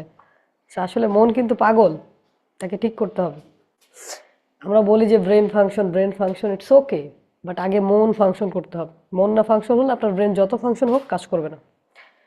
আপনি অ্যাফার্মেশন করবেন, ভিজুয়ালাইজেশন করবেন, neural pathway, reticular activation, everything is, প্রতিটা জিনিস গুড, বাট এটা আপনার মন থেকে আসতে হবে। আপনার আইডেন্টিটি চেঞ্জ না হলে আপনার কিচ্ছু চেঞ্জ হবে না। একটু সোজা করে বলি, দেখেন, এটাকে আবার অন্যভাবে নিয়েন না। হ্যাঁ, আপনাদের মানে লার্নিংয়ের বাইরে বলছি না, এটা আর একটু জ্ঞানের গভীরতা থেকে বলার চেষ্টা করছি। দেখেন, এই যে যারা হিন্দু আছে, এখানে কি কেউ আছে হিন্দু, অন্য ধর্মের কেউ আছেন নাকি সবাই আমরা মুসলিম আছি? যদি হিন্দু মনে হয়। কেউ থেকে থাকেন, প্লিজ একটু আচ্ছা, কোঅপারেট করবেন। দেখেন, ব্যাপারটা হচ্ছে যারা হিন্দু, হ্যাঁ, আর যারা মুসলিম, তাদের মধ্যে পার্থক্য কি? যে হিন্দু সে পূজা করবে, আর যে মুসলিম সে মসজিদে নামাজ পড়তে যাবে। এটা কেন? কারণ সে মনে করে সে হিন্দু, আমি মনে করি আমি মুসলিম, আমি এইভাবে অ্যাক্ট করি। সে মনে করে সে হিন্দু, সে ওইভাবে অ্যাক্ট করে। যেদিন একটা হিন্দু ইসলাম ধর্ম গ্রহণ করে, সেদিন কি সে আর পূজা করতে পারে? সে কিন্তু মসজিদে চলে যায়। সমস্যাটা কোথায়? সমস্যা হচ্ছে তার মন বদলে গেছে, তার আইডেন্টিটি শিফট হয়েছে। এখন সে চাইলেও আর মন্দিরে যেতে পারবে না, তার মন কিছুতেই যেতে দিবে না। তার ব্রেনের ফাংশন কি চেঞ্জ হয়েছে? হয় নাই। ওই ব্রেন যেটা ছিল, সেটা ইনফরমেশন যা ছিল তা আগে থেকেই আছে। বাট একটা জিনিস চেঞ্জ হয়েছে, সে চেঞ্জ করছে, সে আমি মুসলিম, আমি আর হিন্দু নেই। এখন থেকে হচ্ছে যে আমি হচ্ছে নামাজ পড়বো, ইসলামের যাবতীয় কাজ সেগুলো আমি করব। প্রবলেমটা কোথায় হয়েছে? শুরুটা কিন্তু মন থেকে হয়। সো আপনাদের আমি বলবো যে সকালবেলা উঠেছেন, এক নজরে কোরআন পড়ছেন, গ্রেট, আপনাদের মন মানসিকতা অনেক বড়, ইনশাল্লাহ। আল্লাহ আরও আপনাদেরকে বোঝার তৌফিক দান করুক। কোরআনের প্রথম শব্দ কি? ইক্র, পড়ো তোমার প্রভুর নামে যিনি তোমাকে সৃষ্টি করেছেন। এই শুধু ইক্র শব্দটা এসে যদি বন্ধ হয়ে যেত কোরআন নাজিল, তাহলেও মুসলিমরা আজকে শ্রেষ্ঠ জাতি থাকতো। মুসলিমদের মধ্যে একটাই problem, that is stop learning. আমরা পড়ি না, আমরা ভাবি তো আমরা অনেক জানি, ভিতরে ভিতরে ভাবি। সো এইখান থেকে আমাদের বেরিয়ে আসতে হবে। সো ব্রেন ফাংশন সম্পর্কে আপনারা জেনে গেছেন, এখন আপনাদের কাজ হচ্ছে আপনাদের মনটাকে সেন্ট্রালাইজ করা, আপনাদের মনটাকে ডিসিপ্লিন করা। এখন যেহেতু ব্রেনের ফাংশন জানেন, এখন মনটাকে ঠিক করেন, এভরিথিং অটোমেটিক ঠিক হবে, কারণ আপনি জানেন ব্রেন কীভাবে কাজ করে।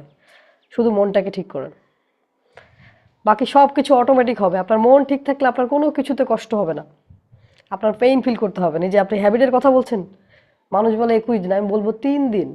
জাস্ট আপনার মনটা ঠিক করেন, 3 দিন কাজ করেন, দেখবেন অটোমেটিক পরের দিন থেকে করতে পারছেন। কিন্তু আপনার যদি ব্রেনের ফাংশনে যান, তখন আপনাকে কিন্তু 100 ডেজ লাগবে। অনেকেই বলে 21 দিন, 21 দিন পর 3 দিন বাদ দেন, আর করতে পারবেন না। 100 দিন লাগে, because I am studying in শুধুমাত্র ইউনিভার্সিটি অফ শিকাগো না, advance neurobiology university of packing থেকে পড়াশোনা করার পর আমি বলছি, চায়নার বেইজিং, সেইখান থেকে পড়ার পর আমি বলছি যে এটা ডিপেন্ড করে অন ইউর মাইন্ড। বুঝতে পেরেছেন? আমাদের মনটা, আপনারা নিজেরা বলেন যে আপনারা যারা আছেন এখানে, অনেকে আছেন মাসাল্লাহ, আমরা অনেককে দেখছি। সো যারা আছেন আপনারা কি মনে করেন যে শুধু আপনার মনকে চেঞ্জ করে সব কিছু চেঞ্জ করা সম্ভব কিনা? দেখেন, আপনার ভালো না লাগলে আপনি সেই কাজটা করেন না। যে আমার মন চাচ্ছে না, পৃথিবীতে যত সমস্যা এই মনের কারণে। সো কেউ একটু বলবেন, হ্যাঁ এখন আপনারা ব্রেনের ফাংশনটা শিখছেন, আলিফ এটা অনেক ভালো করে শিখিয়ে দিয়েছে, এখন আপনারা মনটাকে ঠিক করেন অ্যান্ড আপনার ওইভাবে চলেন। আপনার নিউরাল পাথওয়ে যখন চেঞ্জ হয়ে যাবে আপনার জন্য বিষয়টা ইজি হবে। বাট আপনার মন যদি ঠিক হয় এটা সুপার ইজি হবে। Not easy, it's super easy. আপনি 100 দিনের কাজ তখন 3 দিনে করতে পারবেন। এই যে ব্রেনের যে আলফা ওয়েভ, সেইটাকে আপনি তখন প্রপারলি ব্যবহার করতে পারবেন। আদারওয়াইজ আপনার ব্রেনে আলফা ওয়েভ থাকবে না, তখন ডেল্টা ওয়েভ থাকবে, গামা ওয়েভ থাকবে, আপনার ব্রেনে ভূমিকম্প হবে। আচ্ছা, ভূমিকম্প বলতে আমি ডোপামিনকে বোঝাচ্ছি। হ্যাঁ, ডোপামিন মানে হচ্ছে ব্রেনের ভূমিকম্প। যে যত ডোপামিন, আমি জানি না আপনারা কি পরিমাণ ডোপামিন নিজেদের সাথে অ্যাটাচ করেছেন বা কত পরিমাণ সুগার খান, বা যারা নেশা করেন তারা তো আরও বেশি ডোপামিন অ্যাডিক্টেড। সো ডোপামিন তো হ্যাপি হরমোন, আপনারা জানবেনই। সো ইনশাল্লাহ আপনাদের সাথে কথা বলার সুযোগ দিয়েছেন, এটা আসলে রিজিক। আমি সবসময় মনে করি যে আল্লাহ যেটা দেন, আমি যেখানে কথা বলবো ইটস ডাজেন্ট শেয়ার। আমি তো জানতামই না, আমি কেন জয়েন করলো আমি সেটাও জানি না। আমি রেগুলার দেখি সিরিয়াসলি, বাট আমি কখনো জয়েন করে নাই।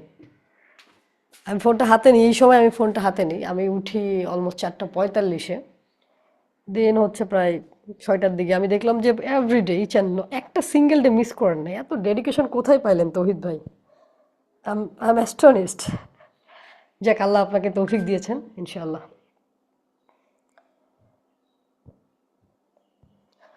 সো আর কিছু বলবো না, আপনাদের সময় আমি নষ্ট করব না, তাহলে আবার আপনারা অন্যদিকে ডিমোটিভেট হয়ে যেতে পারেন। সো না আপনারা আপু, কন্টিনিউ করেন। আমাদের যেহেতু আমাদের কাজটাও ঠিক এই জায়গাটা, আমরা যেহেতু এখানে যারা অংশগ্রহণ করছি আলহামদুলিল্লাহ, আমরা এই জায়গা থেকেই কাজ করতেছি এবং আমরা আমাদের জীবনকে এইভাবেই নিতে চাই। আপনারা যারা অলরেডি এখানে লিডিং দিচ্ছেন, সেই জায়গা থেকে আমরা রস নিতে চাই। তো আজকে আপনাকে পেয়েছি, আমি অন্তত পেয়ে অনেক খুশি আপু, যে আমার সেশন একটা পূর্ণতা পেয়েছে। আমি প্রতিদিন লিঙ্ক শেয়ার করলেও এখনো পর্যন্ত এমন হ্যাবিয়েট কাউকে আমি ইনভাইট করে আনি নাই, হয়তো নেক্সট প্ল্যান আছে। তো আপনি যে চলে এসেছেন এটা তো আমার জন্য অনেক বড় একটা পাওয়া। অতএব আমরা এখানে যতটুকু আপনি দিতে পারেন আজকে আমরা ফ্রি ফ্লো হিসেবে নেব ইনশাল্লাহ। কোনো সমস্যা নেই আপু, আপনার জন্য আমরা আমাদের অন্য কোনো প্ল্যান এখানে স্ক্রিপ্ট করা আমাদের জন্য কোনো ব্যাপারই না আপু। আজকের জন্য অবশ্যই আপনার থেকে আমরা একটা কোর লার্নিং নিতে চাচ্ছি। Thank you, thank you, that's great. So সূরা কাহাবের অর্থ আপনাদের মধ্যে কে জানেন? যদি একটু বলতেন। কাহাবটা বাংলা অর্থ বলতে পারবেন এমন কেউ আছেন?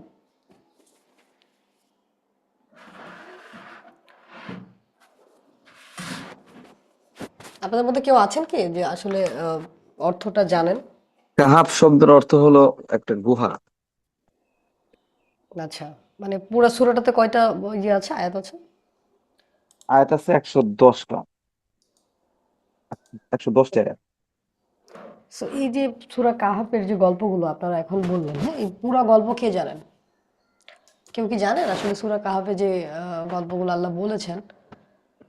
আসলে ওইভাবে স্টাডি করা হয়নি, তো তো এটা আচ্ছা, আমরা ওই এক তাহলে এটা নজর একটু লম্বা আলোচনা, যাই হোক, তাহলে এখানে আমি ঢুকছি না। দেখেন, ব্যাপারটা হচ্ছে আমাদের জীবন খুবই সোজা, আল্লাহ সবকিছু সোজা করে দিয়েছেন, আমরা কঠিন করে ফেলেছি। We are make it harder. আমরা এটাকে হার্ড করে ফেলেছি, আল্লাহ হার্ড করেন নাই, সব কিছু সোজা করে দিয়েছেন। দেখেন এই যে আজকে আপনারা উঠেছেন, আমি আপনাদের সাথে কিছু তথ্য শেয়ার করি, হয়তো বা আপনারা জানেন, অনেক ভালো জানেন মাশাল্লাহ। সো দেখেন, ব্যাপারটা হচ্ছে আমাদের মূল সমস্যা হচ্ছে ঘুমে। আমরা প্রপার ঘুমাই না। সো আমাদের ঘুমানো, কখন ঘুমানো উচিত? আমার যে টাইম এক্সিলেন্স কোর্সটা আছে ওইখানে আমি জাস্ট এই একটা জিনিস নিয়ে কথা বলেছি। এটা বাংলাদেশের কেউ করে নাই, ইন্টারন্যাশনালি কেউ করে নাই। এটা আমি কোরআন থেকে নিয়ে আসছি। সেটা হচ্ছে যে আল্লাহ বলছে যে প্রতিটা মানুষের মাথার মধ্যে আল্লাহ একটা ঘড়ি সেট করে দিয়েছেন। সো এই যে ঘড়িটা, হ্যাঁ, আপনারা যেহেতু যে এক একটা পেইড কোর্সের ইয়েটাই আপনাদেরকে বলে দিই, এটাকে যদি ফলো করতে পারেন ইনশাল্লাহ আপনার লাইফে কিচ্ছু লাগবে না। ইউ আর ফ্রি, আপনি ফ্রি জাস্ট এটা জানার পর। দেখেন, আমাদের ব্রেন যেভাবে কাজ করে আর আমরা যেভাবে কাজ করি বিষয়টা সেম নয়। আমরা ভাবি যে আমাদের অনেক কিছু শিখতে হবে, অনেক কিছু জানতে হবে। কোনো কিছুই আপনার জানার দরকার নেই, শুধু কোরআনটাকে জানেন, পৃথিবীর শ্রেষ্ঠ নলেজ আপনার কাছে আছে। এখন বলবেন তাহলে আপনি এত কোর্স দিয়ে রাখছেন কেন? ওই যে যারা জানতে চায় না তাদের জন্য। অনেকে ভাবে যে বিভিন্ন জায়গা থেকে শিখতে হবে, ইটস ওকে, বাট আগে আপনার কোর ফান্ডামেন্টালটা ঠিক হতে হবে। আপনি কত লার্নিং নেবেন দ্যাটস ডাজেন্ট ম্যাটার। আমাদের সমস্যা হচ্ছে আমরা বিভিন্ন জায়গায় শিখতে চাই, কিন্তু আমাদের এটা উচিত নয়। আমাদের আগে উচিত যে আমাদের কোর কি, আমাদের রব কি বলেছেন, আমাদের আল্লাহ কি বলেছেন। আমরা যখন ওইখানটা ঠিক করতে পারবো, অর্থাৎ আপনার অন্তর যখন ঠিক হবে, আপনার অ্যাক্টিভিটি চেঞ্জ হতে বাধ্য। এটা আপনার ব্রেনের রেটিকুলার অ্যাক্টিভিটিং সিস্টেম চেঞ্জ করার দরকার নেই। ওই যে ওই হিন্দু ব্যক্তির মতো, সে যখন মুসলিম হবে সে অটোমেটিক নামাজ পড়তে চলে যাবে, বিকজ অফ কোর ফান্ডামেন্টাল। তার ভিতরে চেঞ্জ হয়ে গেছে, তার মাইন্ড পরিবর্তন হয়ে গেছে। এই যে আপনারা দেখবেন যে অনেকে বিয়ে করে, শুরুর দিকে অনেক খুশি থাকে, তারপরে আর বউ ভালো লাগে না, হাজবেন্ড ভালো লাগে না, ঝগড়া কেন হয়? এই যে মন বদলে গেছে, আর ভালো লাগতেছে না। মনটাকে আপনার ঠিক করতে হবে। এই যে এখন যে টাইমের কথা বললাম, ঘুম, একটা মানুষের জীবনে সবচেয়ে গুরুত্বপূর্ণ হচ্ছে ঘুম, আর আমরা সেটার সাথে ঝামেলা করি, আমরা ঠিক মতো ঘুমাই না। আল্লাহ আমাদের মাথায় একটা ঘড়ি দিয়েছে, ইটস আ টাইম মেশিন। কারো বাসায় যদি কোনো ঘড়ি না থাকে এবং সে যদি বলে তার ব্রেনকে যে না আমি 5টার দিকে ঘুম থেকে উঠবো, তার 5টার দিকে ঘুম ভেঙে যাবে। 5টার হয়তো বা 5 মিনিট আগে ভাঙবে, বাট পরে ভাঙবে না, কারণ আমাদের ব্রেন অন টাইম। এই ঘড়িটা সময় মতো আপনি চোখ খুলবেন আবার ঘুমিয়ে যাবেন, দ্যাটস অ্যানাদার ম্যাটার, আপনি উঠবেন না। বাট আপনি যদি আপনার ব্রেনকে বলেন, সে ওই সময় আপনার কিন্তু ঘুম ভেঙে যাবে। এখন দেখেন এই যে টাইম মেশিনটা তাহলে কিভাবে কাজ করে, আল্লাহ যে টাইম মেশিন দিয়েছে। রসুল সাল্লাল্লাহু আলাইহি ওয়াসাল্লামের একটা হাদিস আছে এমন, যে আমি মাগরিবের নামাজ পড়ে রাতের খাবার খেয়ে ফেলি, এশারের পরে অহেতুক জেগে থাকা পছন্দ করি না। যদি কোনো ব্যক্তি জাস্ট এটুকু ফলো করে যে এশারের পরে সে ঘুমায়, তাহলে তার ঘুম অটোমেটিক 3টার দিকে ভেঙে যাবে। কারণ এত ঘুম দরকার নেই। 9টার মধ্যে যদি কেউ ঘুমায়, তাহলে দেখেন হিসাব করেন, 6 ঘন্টা নর্মালি একটা মানুষের 6-7 ঘন্টা, তাহলে 3টা-4টার সময় তার ঘুম অটোমেটিক ভেঙে যাবে। কোনো ব্যক্তি যদি 3টায় বা 4টায় উঠে, ওই সময় ব্রেনের আলফা ওয়েভ থাকে, অর্থাৎ সারা দিনের 5 ঘন্টা যে কাজ করবে ওই সময় 3 থেকে 4 গুণ, অনেক গবেষণা আসছে 4 থেকে 5 গুণ মানুষের ব্রেন ওই সময় প্রোডাক্টিভ থাকে, 5 Times productive, more than any Times. So এই যে ভোর, ওই সময় আমরা ঘুমাই। সো আমাদের জীবনের ভোরটা কিভাবে আসবে? আমাদের আলো তো আসেই না, আমরা তো অন্ধকার। আমরা যখন ঘুমাই, দেখেন আমরা ঘুমাই কখন, 12টা, 1টা, 2টা, 3টা, এক একজন এক এক টাইমে। যখন উঠার কথা তখন আমরা ঘুমাই, আর যখন ঘুমানোর কথা তখন আমরা জেগে থাকি। আল্লাহ বলছেন আমি দিনকে সৃষ্টি করেছি কাজের জন্য, রাতকে সৃষ্টি করেছি ঘুমানোর জন্য। সো রসুল সাল্লাল্লাহু আলাইহি ওয়াসাল্লাম এতটা, মানে আল্লাহ এতটা সায়েন্টিফিক ছিলেন। দেখেন রসুল সাল্লাল্লাহু আলাইহি ওয়াসাল্লামের যে অ্যাক্টিভিটি, আমাদের ব্রেন রাত ওই যে 8টা 9টা থেকে রাত 2টা পর্যন্ত যেভাবে চার্জ হয়, ফাস্ট স্পিডে চার্জ হয়। অর্থাৎ আপনার, আমি যদি একটা চার্জারের কথা বলি, হ্যাঁ, আমার ফোনের চার্জার মনে হয় 60 ওয়াট বা যাই হোক এরকম কিছু একটা হবে।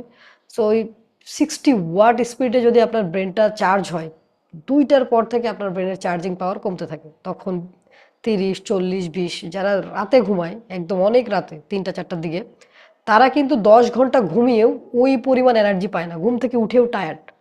বেশিরভাগ মানুষের বাংলাদেশের একটাই সমস্যা, ঘুম থেকে উঠে টায়ার্ড, কারণ তার প্রপার ব্রেন চার্জিং হয় নাই। ব্রেনের যে পরিমাণ এনার্জি দরকার, চার্জ দরকার, সেটা সে নিতে পারে না। সো আপনার লাইফে সবকিছু এলোমেলো করেন, বাট ঘুমটাকে ঠিক করেন। সকালে উঠবেন, ওই সময় থেকে কাজ শুরু করে দিতে হবে। আল্লাহ বলছে যে কি, যে ফজরের নামাজ পড়ে তোমরা কাজে লেগে যাও। আমরা ফজরের নামাজ পড়ে আবার ঘুমাই। মুসলিমদের ব্যাড হ্যাবিট হচ্ছে ফজরের নামাজ পড়ে ঘুমিয়ে যাওয়া। এটা মুসলিমদেরকে ধ্বংস করার জন্য যথেষ্ট, আর কিচ্ছু না। আমরা ফজরের নামাজ পড়ে আমরা ঘুমিয়ে যাই, ওই সময় আমাদের ব্রেন আলফা ওয়েভ থাকে, ব্রেনে তখন গতিটা কম থাকে। তখন আমরা যে জিনিসটা পড়তে পারি বা জানতে পারি, শিখতে পারি, ওটা অন্য সময় পারি না। যে কোনো কাজ, আপনার যে কোনো কঠিন কাজ ওই সময় আপনি করে ফেলতে পারবেন, খুব ইজিলি করে ফেলতে পারবেন। সো ওই একটা বিষয় আমাদেরকে প্রথম যেটা কাজ করতে হবে, দ্যাট ইজ আওয়ার স্লিপ। আমাদের ঘুমটা ঠিক করতে হবে। আপনার ব্রেনের এনার্জি দরকার, পাওয়ার দরকার, শক্তি দরকার। আপনি সারাদিন কি করেছেন এগুলো সারা রাত আপনার ব্রেন প্রসেস করবে। তো তার তো সঠিক মতো পাওয়ার না হলে সে তো এই কাজগুলো ঠিক মতো করতে পারবে না। আপনাদের মধ্যে কারা কারা আছেন যারা সকালবেলা উঠে লো ফিল করেন, একটু বলবেন। যে সকালবেলা উঠেও মনে হচ্ছে কেন জানি টায়ার্ড, সারা রাত ঘুমিয়েছি তারপরেও টায়ার্ড। একটা সময় আমার ছিল ম্যাম, কিন্তু এখন আলহামদুলিল্লাহ বেশ কিছুদিন যাবত তো সকালের সেশনে যুক্ত হচ্ছি। এখন আলহামদুলিল্লাহ এটা ভুলটা কেটে গেছে আর কি। ওই ভুলটা কেটে এখন প্রতিদিনই প্রায় 1 মাস যাবত একদিনও গ্যাপ যায় নাই আলহামদুলিল্লাহ। আহ, এইভাবে এই এই লার্নিং এর মধ্যে আছি আর কি। আগে এটা এরকম ছিল, এখন কমিটেড হয়ে যান, লাইফ টাইম লার্নার হয়ে যান। আদারওয়াইজ খুবই কষ্ট হয়ে যাবে একটা সময় যখন আসবে। আমাদের তো বয়স এখনো কম, তাই না? আরো 30 বছর পর যখন হচ্ছে গিরাই শিরাই ব্যথা শুরু হবে, তখন বিষয়টা অনেক কষ্টকর হয়ে যাবে।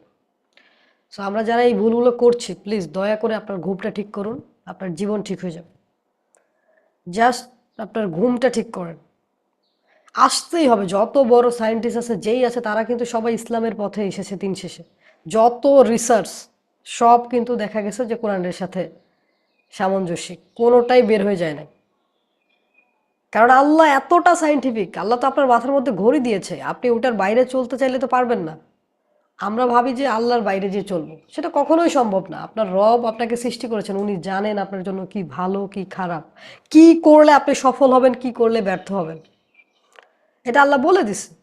বাট আমরা খুঁজি বিভিন্ন, ওই যে ইলন মাস্কের কাছে আমরা খুঁজতে যাই, বিল গেটসের কাছে খুঁজতে যাই, ওয়ারেন বাফের কাছে খুঁজতে যাই। But the best learning in our prophet Mohammad সাল্লাল্লাহু সাল্লাম, পিস আপন হিম। সো দেখেন, আমাদের রসুল সাল্লাল্লাহু আলাইহি ওয়াসাল্লামের জীবনীতে যা আছে তা পৃথিবীর কোথাও নেই। লিডারশিপ, কমিউনিকেশন, আমার কমিউনিকেশনটা বেসড অন প্রফেটিক কমিউনিকেশন, অর্থাৎ রসুল সাল্লাল্লাহু আলাইহি ওয়াসাল্লাম কীভাবে কথা বলে গেছেন সেটার উপর। আমরা মনে করি যে কমিউনিকেশন মানে হচ্ছে কমিউনিকেশন ইচ অ্যান্ড এভরিথিং। আপনি সকালবেলা ঘুম থেকে উঠেছেন, রাতে ঘুমোতে গিয়েছেন, এই যে সারাদিন যত অ্যাক্টিভিটি করেছেন, each and every activity communication. আপনি কথা বলেও কথা বলেছেন, কথা না বলেও কথা বলেছেন। আপনি হাত ঘুরিয়েও কিছু কমিউনিকেশন করেছেন, হাত না ঘুরিয়েও কমিউনিকেশন করেছেন। আপনি চোখ দিয়েও কমিউনিকেশন করতে পারেন। আপনার বডি পার্ট, পা থেকে মাথা পর্যন্ত প্রতিটা জিনিস কমিউনিকেশন করছে।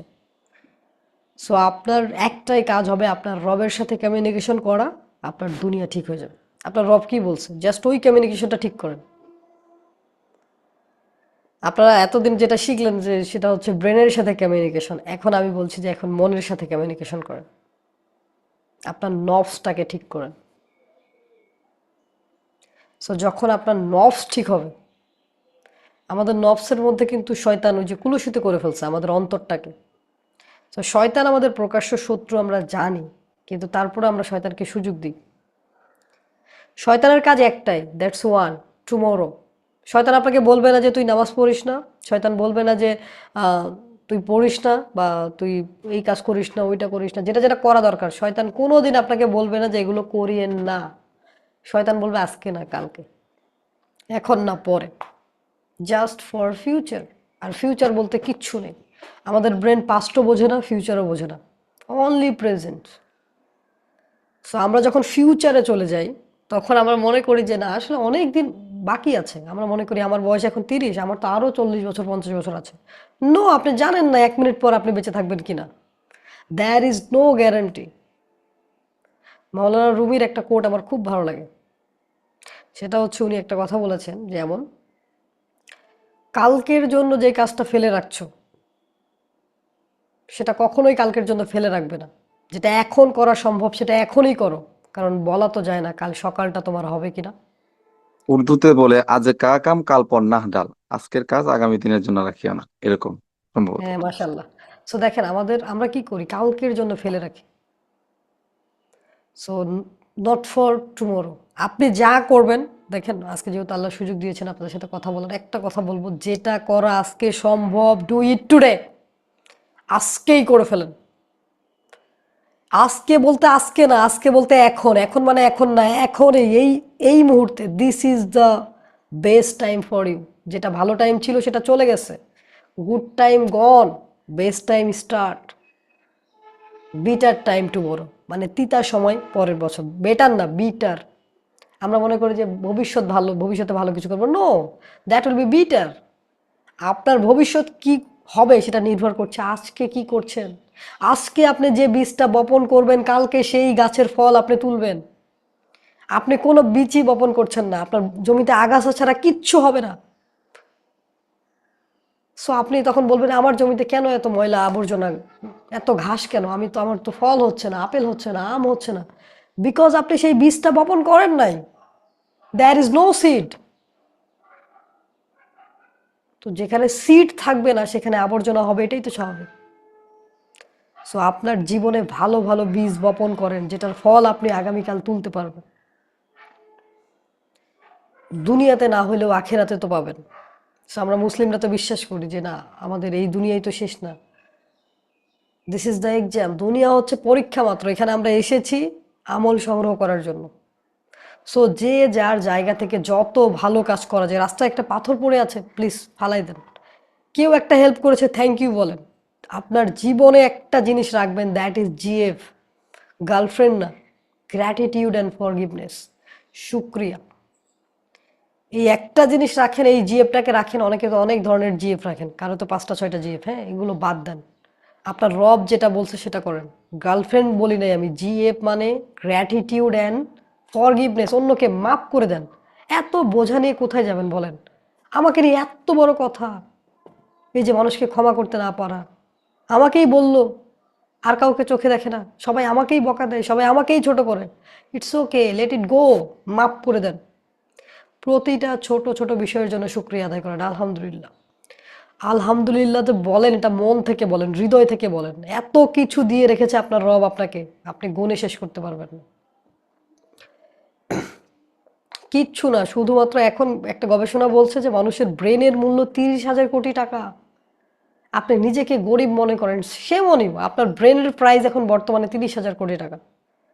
30,000 CR, 30,000 কোটি টাকা বলা হচ্ছে, যেটা আগে 5,000 বলা হইতো, এখন বলা হচ্ছে 30,000 কোটি টাকা।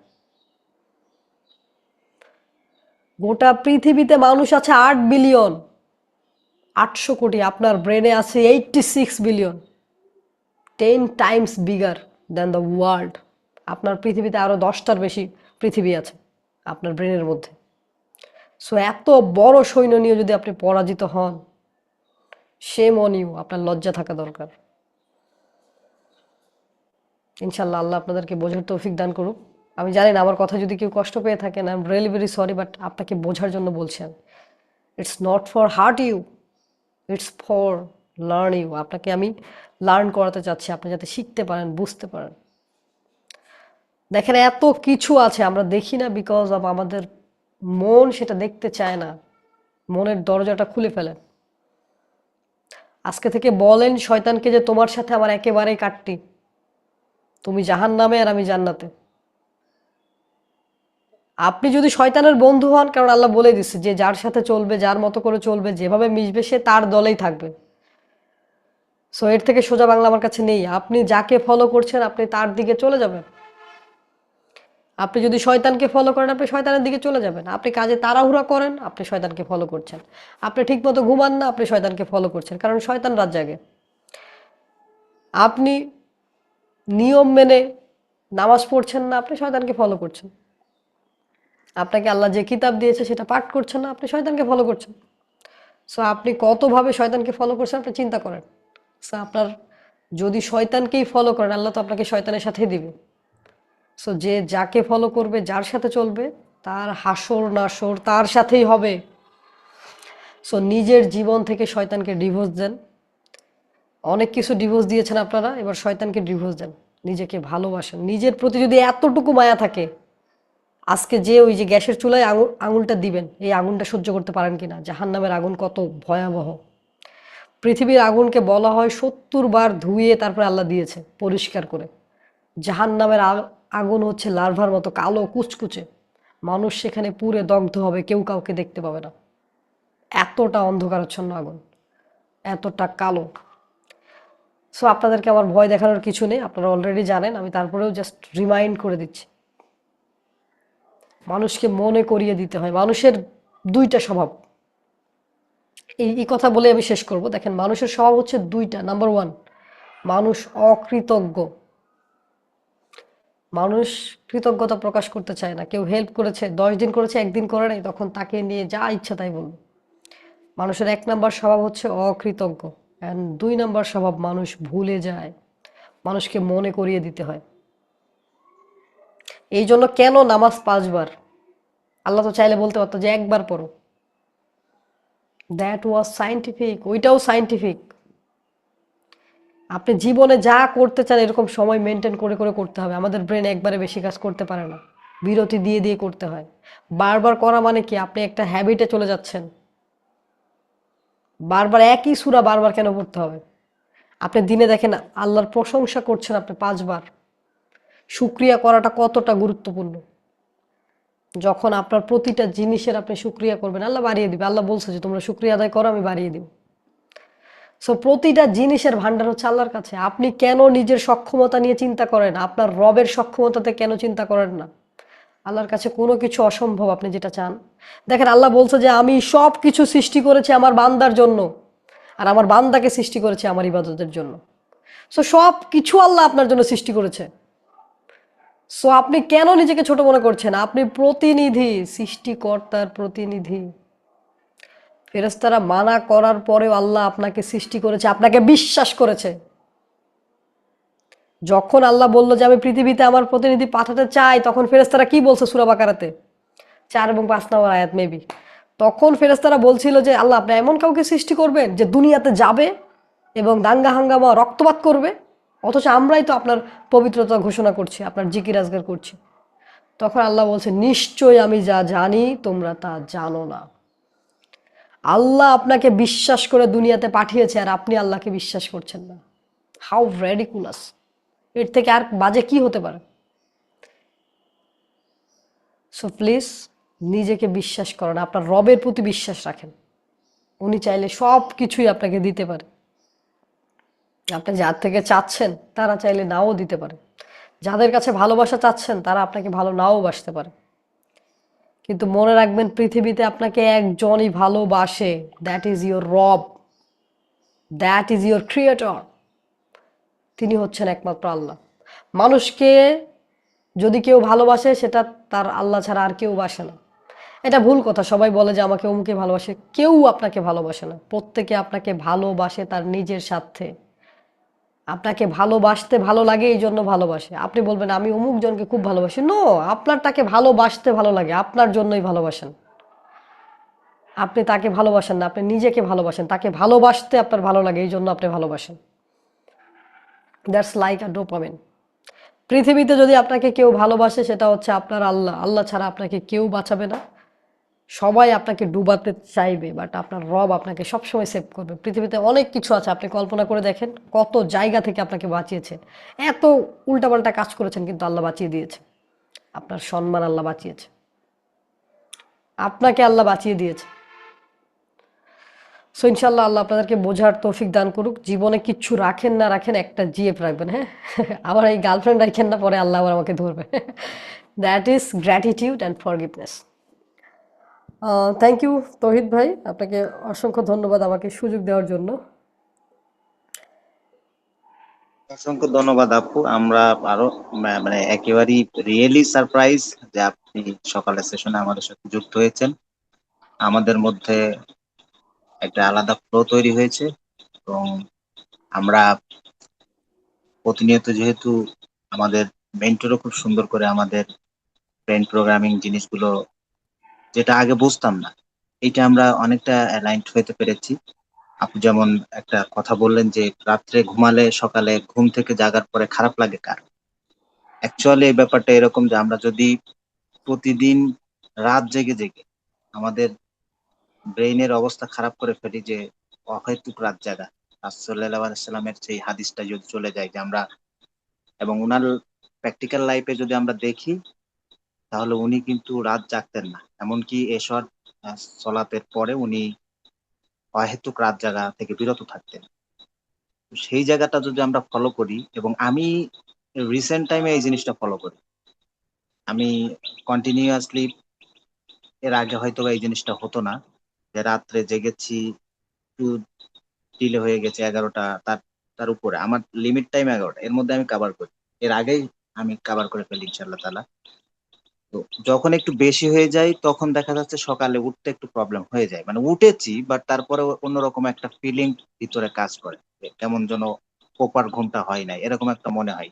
বাট এখন রাত 3টার উঠছি প্রতিদিন, প্রায় 3টায় যে উঠতেছি, এবং ওখান থেকে যে আমাদের আমাদের মুসলিম হিসেবে যে জিনিসগুলো আমাদেরকে বলা হচ্ছে ঠিক সেই জিনিসটা ফলো করে, তারপরে কিছু কোরআন মাজিদ বা ওই ওই জাতীয় কিছু করে, তারপরে তো ফজরের সলাত, তারপরে আমাদের যে সেশনের জিনিসগুলো আমরা কন্টিনিউ প্রতিদিন করতেছি, এইটা যে কাভার করতেছে, আমার এনার্জি লেভেলটা এত হাই যা আগে ছিল না। আমি এইটা আমার মেন্টরের সেশনেও আমি বলি, যে যারা আমার কথা শুনছেন বা আমার সাথে এখানে আছেন, যারা একই জার্নিতে আমরা চলতেছি, তারা যদি এই অভ্যাসটা করতে পারেন তাহলে বুঝবেন যে কি অবস্থা। মানে আমি অ্যাকচুয়ালি এর রেজাল্ট পেয়েছি, এবং পেয়েছি বিধায় আমার প্রোডাক্টিভিটি বাড়ছে, এবং রিসেন্ট টাইমে 2 মান্থের ভিতরে আমি এটা আসলে হাইলাইট করি, কারণ আপনার মোটিভেশন লেভেলটা আপনি পাচ্ছেন না, আপনার হচ্ছে না, এই জিনিসটা যেন না হয়।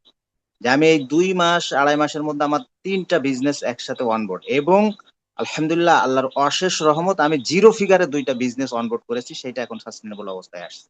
তো এই সিদ্ধান্তটা কে দিচ্ছে? উপরওয়ালা তো আমাদের দিচ্ছে, বাট কোথার থেকে দিচ্ছে? আমাদের প্রোডাক্টিভিটি যদি না থাকে, আমি সকালে যদি ভালোভাবে আমি এটা কাভার না করতে পারি, এবং এমন অবস্থা গেছে আমি যে এই যে সারাদিন সারা রাত একটু লেটে ঘুমাচ্ছি, ওইটা হয়ে গেছে। আমি অফিসে যাচ্ছি, অফিসে যাওয়ার পর ঝিমানি ভাব আছে, দুপুরে যে আমি ঝিমাচ্ছি, এরকম আমার প্রায় হতো। এখন যখন এটা কন্টিনিউ করছি, ভোরের সেশন কমপ্লিট করতেছি, এবং ভোরের যে কাজগুলো আছে, একটু রাত জেগে আমার যে আলফা লেভেলটা, আমার ব্রেইনের যে আলফা লেভেলটা, এটা কন্টিনিউ করতেছি, আমার মনে হচ্ছে আমি পুরো বুস্ট পাচ্ছি। মানে আমার আপু যেভাবে বললো যে আমার এনার্জি লেভেলটা আসলেই বৃদ্ধি পাচ্ছে, এটা প্র্যাকটিক্যাল, আমার লাইফে প্র্যাকটিক্যাল। এবং আমরা হয়তো মনে করি সকালে হাঁটলে বা দৌড়লে আমার একটু হয়তো ক্লান্তি বোধ হবে, অ্যাকচুয়ালি রং। আমরা যারা প্রতিদিন কন্টিনিউ ব্যায়াম করি সকালে, এইটা যে কিভাবে আমাদের এনার্জি লেভেলটা অন্যরকম করে দেয়, না আমি আগে যেটা করতাম না, সকালে উঠে ব্যায়ামটা মাঝে মধ্যে করতাম, মাঝে মধ্যে করতাম না, দৌড়াতাম না, দেখা যাচ্ছে অফিসে যে একটা টাইমে, যে বিশেষ করে দুপুরে 12টা বা 1টা, এই টাইমে যে আমার একটা জিম লাগতো, এমন জিম যে কন্ট্রোল করতে পারতাম না, এরকম একটা অবস্থা। বাট এইটা যখন কন্টিনিউ করতেছি প্রতিদিন সকালে, আমার এই যে হাঁটা না, আমি দৌড়াই, বেশ কিছুক্ষণ দৌড়াই, এই দৌড়ানোটা, এইটা তো মনে হয় যে আমাদের অন্য লেভেলতে যদি আমরা বিচার করি যে এইটা মনে হয় ক্লান্তির ভাব, বাট না, আমার বিপরীত হচ্ছে। এটা যখন করে আমি অফিসে যাচ্ছি, একবারও আমার ঘুমের অভাব আসছে না। তার মানে কি? এইটা তো অবশ্যই এমন কিছু, হয়তো এইটা আপু আরো ভালো জানেন, যে এটা এমন কিছু যে আমাদের ব্রেইনে এই জিনিসটা, আমাদের এই যে কর্মস্পৃহাটা অবশ্যই বাড়ায় দিচ্ছে, এই হরমোনটা বৃদ্ধি করতেছে।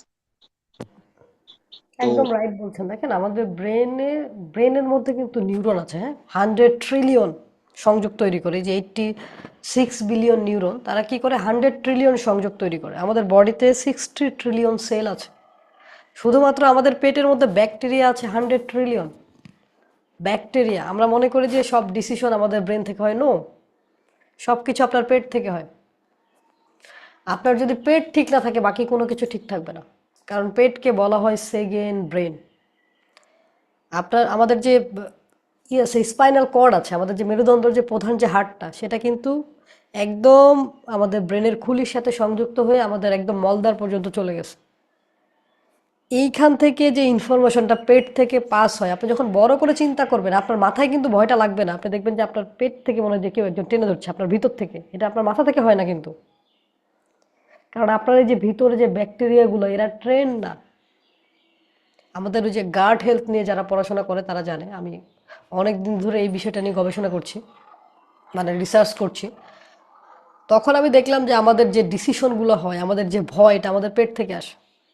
অর্থাৎ আমাদের যে সেকেন্ড ব্রেন, এই প্রথম ব্রেন, ফার্স্ট ব্রেন আমাদের ব্রেন, এবং সেকেন্ড ব্রেন আমাদের গাট, এটা ঠিক নেই। এটার সাথে কমিউনিকেশনটা যখন ঠিক হবে, তখন আমরা আরও সুপার অ্যাকশন করব। আপনি যখন এই যে দৌড়াচ্ছেন, আপনার বডি যখন মুভমেন্ট হচ্ছে, তখন আপনার ব্রেনে অক্সিজেন লেভেল বেড়ে যাচ্ছে। তখন আপনার ব্রেন আরো বেশি অ্যাক্টিভ হচ্ছে, যে আমার পুরো বডি তখন সে কি করছে, এই যে ইয়েগুলো প্রসেস করছে, ইনফরমেশনগুলো রিওয়ারিং হচ্ছে। আমাদের ব্রেনে তো রিওয়ারিং হয়, আমাদের ব্রেনে কিন্তু ওয়্যার আছে অনেক ধরনের তার, এর যেগুলো স্পার্ক হয়, আপনারা যেটা নিউরোপ্লাস্টিসিটি শিখেছেন, নিউরাল পাথ হয়ে যেগুলো শিখেছেন, যে এটা হচ্ছে যে রিওয়ার হয়ে যায়, একটার সাথে আর একটা জয়েন হয়। যখন আপনি রেগুলার এই অ্যাক্টিভিটিটা করছেন, অক্সিজেন বেড়ে যাচ্ছে আপনার বডি থেকে, আপনার পা থেকে মাথা পর্যন্ত তো অক্সিজেনটা আসে, এটা আপনার পুরো ব্রেনে যখন বেড়ে যাবে, আপনার ব্রেন হচ্ছে আমাদের ব্রেন রাবারের মতো, এটা বড় হয়। যখন আপনি অ্যাক্টিভিটি করছেন, নতুন কোনো অ্যাক্টিভিটি, আপনার ব্রেন তখন সম্প্রসারণ হচ্ছে। আর আপনার ব্রেনে যখন স্পেস বাড়ছে, তখন আপনার স্পিড বাড়ছে, কাজের অ্যাক্টিভিটি স্পিড বেড়ে যাবে। অর্থাৎ আমি সোজা করে বলি, দেখেন কম্পিউটারে যদি 1 GB মেমোরি থাকে, সেটাতে যে পরিমাণ তথ্য রাখতে পারবেন, এটা যদি 10 GB হয় বা এটা র্যামটা যদি 12 GB হয়, তখন কিন্তু স্পিডটা বেড়ে যাবে। সো আপনি এক্সারসাইজ করলে আপনার ব্রেনের ইলেকট্রিসিটিটা, এটা কি বলে, রাবার, যেটা আমাদের ব্রেন তো রাবারের মতো, এটা বেড়ে যায়। ইলাস্টিসিটি বলছিলাম, ইলাস্টিসিটি, এই যে রাবারত্বটা বেড়ে যায়, এটা বড় হইলে আপনার ব্রেনে স্পেস বেড়ে গেল। আপনার ব্রেনে যখন স্পেস বেড়ে যাবে, আপনার ব্রেনের তখন স্পিড বেড়ে যাবে, কারণ সে তখন খালি জায়গায়, এখানে বেশি চাপ নেই, লাল দাগ নেই, ব্রেন তো খালি। ব্রেন ভাবতেছে আমি আরো অনেক কিছু করতে পারবো, অনেক জায়গা আছে আমার। আমাদের যে নিউরন, এগুলো সব ব্লক হয়ে আছে, এগুলো আমরা ব্যবহার না করতে করতে আমাদের ব্রেন একটা সময় এই কোষগুলোকে খেয়ে ফেলবে। এই যে রাতে যদি প্রপার ঘুম না হয়, তখন ব্রেন তার নিজের সেলগুলোকে খায়, নিজের কোষগুলোকে খেয়ে ফেলে। সে মনে করে এগুলো অপ্রয়োজনীয়, দরকার নেই, ওগুলো খাইতে থাকে, আস্তে আস্তে মানুষ ভিতর থেকে আরো দুর্বল হয়ে যায়।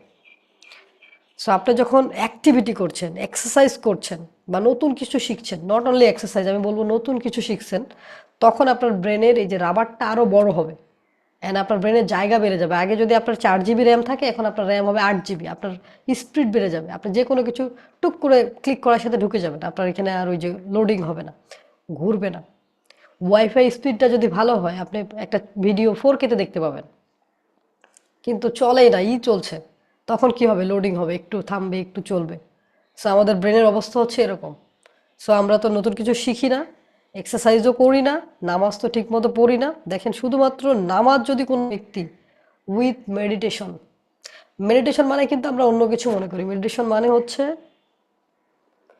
Work with action.